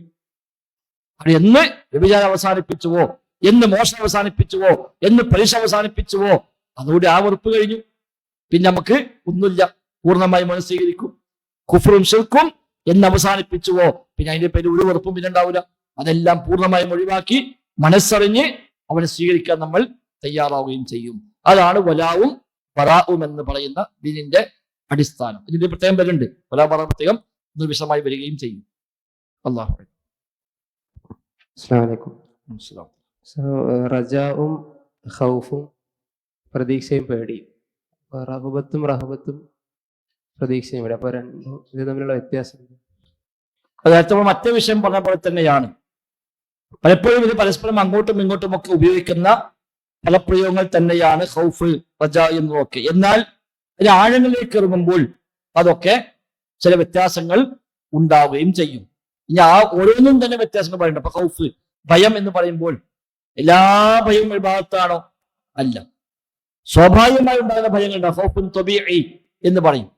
സ്വാഭാവികമായി ഉണ്ടാകുന്ന ഭയങ്ങൾ, ഒരു നായനെ കണ്ടാൽ പേടിക്കുന്നു, പാമ്പിനെ കണ്ടാൽ പേടിക്കുന്നു, കള്ളന്മാരെ ഉണ്ട് പറഞ്ഞാൽ പേടിയാകുന്നു.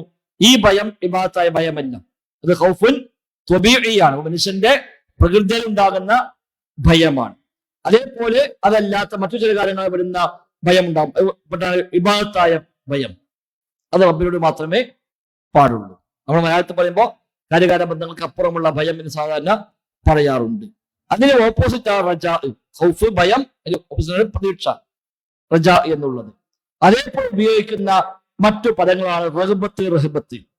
യഥാർത്ഥത്തിൽ തമ്മിൽ വ്യത്യാസം വെച്ചാൽ റഗ്ബത്ത് എന്ന് പറയുമ്പോൾ ഒരു പ്രതീക്ഷ മാത്രമല്ല, അവനിലേക്ക് ചെല്ലാനുള്ള ഒരു താല്പര്യം കൂടി ഉണ്ടാവും. ഒരു പ്രതീക്ഷ വെക്കുകയും അത് നേടാൻ ആവശ്യമായ, ആ പ്രതീക്ഷിക്കപ്പെടുന്ന വ്യക്തിയിലേക്ക് എത്താൻ ആവശ്യമായ പരിശ്രമം അത് നടത്തുകയും ചെയ്യുന്ന പ്രതീക്ഷയാണ് റഗ്ബത്ത് എന്ന് പറഞ്ഞത്. റജാ പ്രതീക്ഷയാണ്. ആ പ്രതീക്ഷയുടെ അടിസ്ഥാനത്തിൽ എങ്ങനെയെങ്കിലും നേടാൻ വേണ്ടി അതിനായിട്ട് പണിയെടുത്ത് അതിന്റെ പിന്നാലെ കൂടി അതിലേക്ക് പോകാൻ ശ്രമിക്കാം. അതാണ് ശരിക്ക് റഗ്ബത്ത്. ഖൗഫ് ഭയമാണ്. റഹ്ബത്ത് അതിന്റെ ഓപ്പോസിറ്റ്. ഭയം ഉണ്ടാകുക മാത്രമല്ല, ആ ഭയം ഉണ്ടാകുമ്പോൾ അതിൽ നിന്ന് എങ്ങനെയെങ്കിലുമൊക്കെ രക്ഷപ്പെട്ടു പോകണം എന്നതൊക്കെ ഉണ്ടാകുന്നതിനാണ് റഹ്ബത്ത് എന്ന് പറഞ്ഞത്. അപ്പൊ എല്ലാ റഹ്ബത്തും ഖൗഫായിരിക്കും, എല്ലാ ഖൗഫും റഹ്ബത്താകണമെന്നില്ല. എല്ലാ റഹ്ബത്തും റജാ ആയിരിക്കും, എല്ലാ റജാവും റഹ്ബത്താകണം എന്നില്ല. അപ്പൊ ചിലത് നമുക്ക് താല്പര്യം ഉണ്ടാവും, പക്ഷെ കിട്ടിയെങ്കിൽ കിട്ടിക്കോട്ടെ, ഇല്ലെങ്കിൽ വേണ്ടതേ ഉള്ളൂ. ചിലത് അങ്ങനെയല്ല. ചിലത് കിട്ടാൻ വേണ്ടി എന്ത് ത്യാഗം സഹിച്ച് നമ്മൾ എവിടെയും പോകാനും ഏത് സമയത്ത് ചെല്ലാനും ഒക്കെ റെഡി, നമുക്ക് കിട്ടിയേ പറ്റൂ. ആ നിലക്കുള്ള പ്രതീക്ഷ, അതിനാണ് ശരിക്കും റഗ്ബത്ത് എന്ന് പറയാം. അതേപോലെ ഭയം, ചിലത് നമുക്ക് ഭയം ഉണ്ടാകും, പക്ഷെ നമ്മൾ മുന്നിൽ നിന്ന് എടുക്കൂല. നമുക്ക് പേടിയാണ്, ഒന്ന് ശ്രദ്ധിക്കുക മാത്രമേ ഉള്ളൂ. ചില പേടി അങ്ങനെയല്ല. ആ പേടി ഉണ്ടെങ്കിൽ ഒരിക്കലും ആ കാര്യം നമ്മെ ബാധിക്കാതിരിക്കാൻ വേണ്ടി എന്തെല്ലാം മുൻകരുതൽ വേണമോ അതൊക്കെ ചെയ്തു വെക്കും. ഒരു നിലക്കും അതിലേക്ക് എത്തിപ്പെടാതൊക്കെയുള്ള പണി വൻ ചെയ്യും. അതാണ് റഹ്ബത്ത് എന്ന് പറയുന്നത്. അപ്പൊ ഓരോന്നും പറയുമ്പോൾ ഖൗഫ് വേറെ, റഹ്ബത്ത് വേറെ, റഹ്ബത്ത് വേറെ, റജാ വേറെ. എന്നാൽ ഒന്നിച്ചുപയോഗിക്കുമ്പോൾ നേരത്തെ പറഞ്ഞപ്പോൾ ഇതൊക്കെ അങ്ങോട്ടും ഇങ്ങോട്ടൊക്കെ എങ്ങനെയും മലയാളത്തിൽ പറയുമ്പോൾ ഒക്കെ നമ്മുടെ ഭയം, പേടി എന്നൊക്കെ പറയും. മലയാളത്തിലൊക്കെ ഒന്ന് തന്നെയാണ്. അറബിൽ ഈ ഓരോ പദവും ഓരോരോ അർത്ഥത്തിലാണ് ഉപയോഗിക്കാറുള്ളത്. ഒന്നാണ്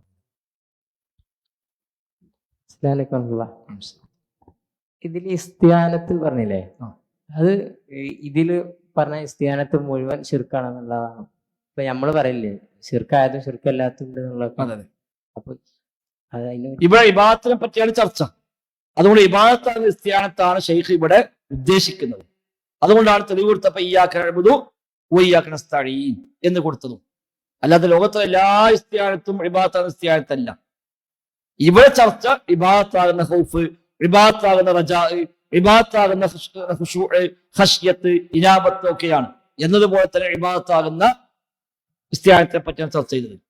അപ്പോഴാണ് തെളിവ് കൊടുത്തപ്പോ ഇയ്യാക നഅ്ബുദു വ ഇയ്യാക നസ്തഈൻ. എന്നാൽ അല്ലാത്ത ഇസ്തിയാനത്തുണ്ട്, ഇബാദത്ത് ആവാത്ത ഇസ്തിയാനത്തുണ്ട്. അപ്പൊ ഇവിടെ തന്നെ ശറഹിൽ ഇബ്നു ഉസൈമീൻ റഹിമഹുല്ലാഹ് പറയുന്നു, വ്യത്യസ്ത ഇനങ്ങളാണ് ഇസ്തിയാനത്ത്. അൽ ഇസ്തിയാനത്ത് ത്വലബുൽ ഔൻ, സഹായം തേടുക എന്നാണ്. അത് വ്യത്യസ്ത ഇനമാണ്. ഒന്ന് അൽ ഇസ്തിയാനത്തു ബില്ലാഹ്, റബ്ബിനോട് നടത്തുന്ന ഇസ്തിയാനത്തുകൾ, അതാണ് ഈ പറഞ്ഞ ഇബാദത്ത്. അതിന്റെ പ്രത്യേകത എന്താണ്? കമാലുൽ ദുല്ലി മിൻ അബ്ദിൽ റബ്ബിഹി വ തഫ്വീദുൽ അംരി ഇലൈഹി, പരിപൂർണമായ വിധേയത്വം, കീഴ്പ്പെടൽ, എല്ലാം റബ്ബിനെ ഏൽപ്പിക്കുക, അല്ലെങ്കിൽ അവൻ മതി എന്ന് വിശ്വസിക്കുക. ആ നിലക്കുള്ള സഹായത്തേട്ടങ്ങൾ അത് റബ്ബിനോടെ ഉണ്ടാകൂ, റബ്ബിനോടെ ഉണ്ടാകാവൂ. അതാണ് ഒരു ഇനം. മറ്റൊന്ന് അൽ ഇസ്തിയാനത്ത് ബിൽ മഖ്ലൂഖി, സൃഷ്ടിയോട് സഹായം ആവശ്യപ്പെടുക.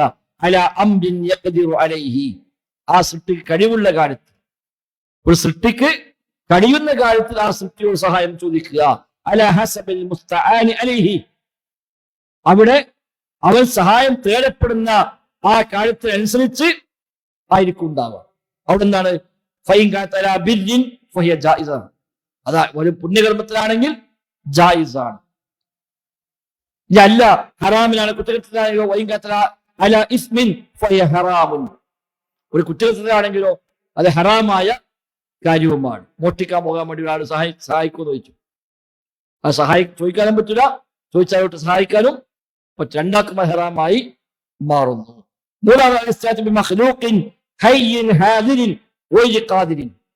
ഹയ്യായ ഹാലിറായ സൃഷ്ടി, ജീവിച്ചിരിപ്പുള്ള സന്നിഹിതമായ സൃഷ്ടി, ഒയ്രി ഖാദിർ എന്നാലോ കഴിയാത്ത കാര്യമാണ്, ആ സൃഷ്ടിന്റെ കഴിവിൽ പെടാത്ത കാര്യമാണ് എങ്കിൽ ഫഹാദിഹി ലഗ്വുൻ ലാ ത്വഅല തഹ്തഹു, അത് പിന്നെ കാര്യമൊന്നുമില്ല, വൃഥാവിലായി പോകും.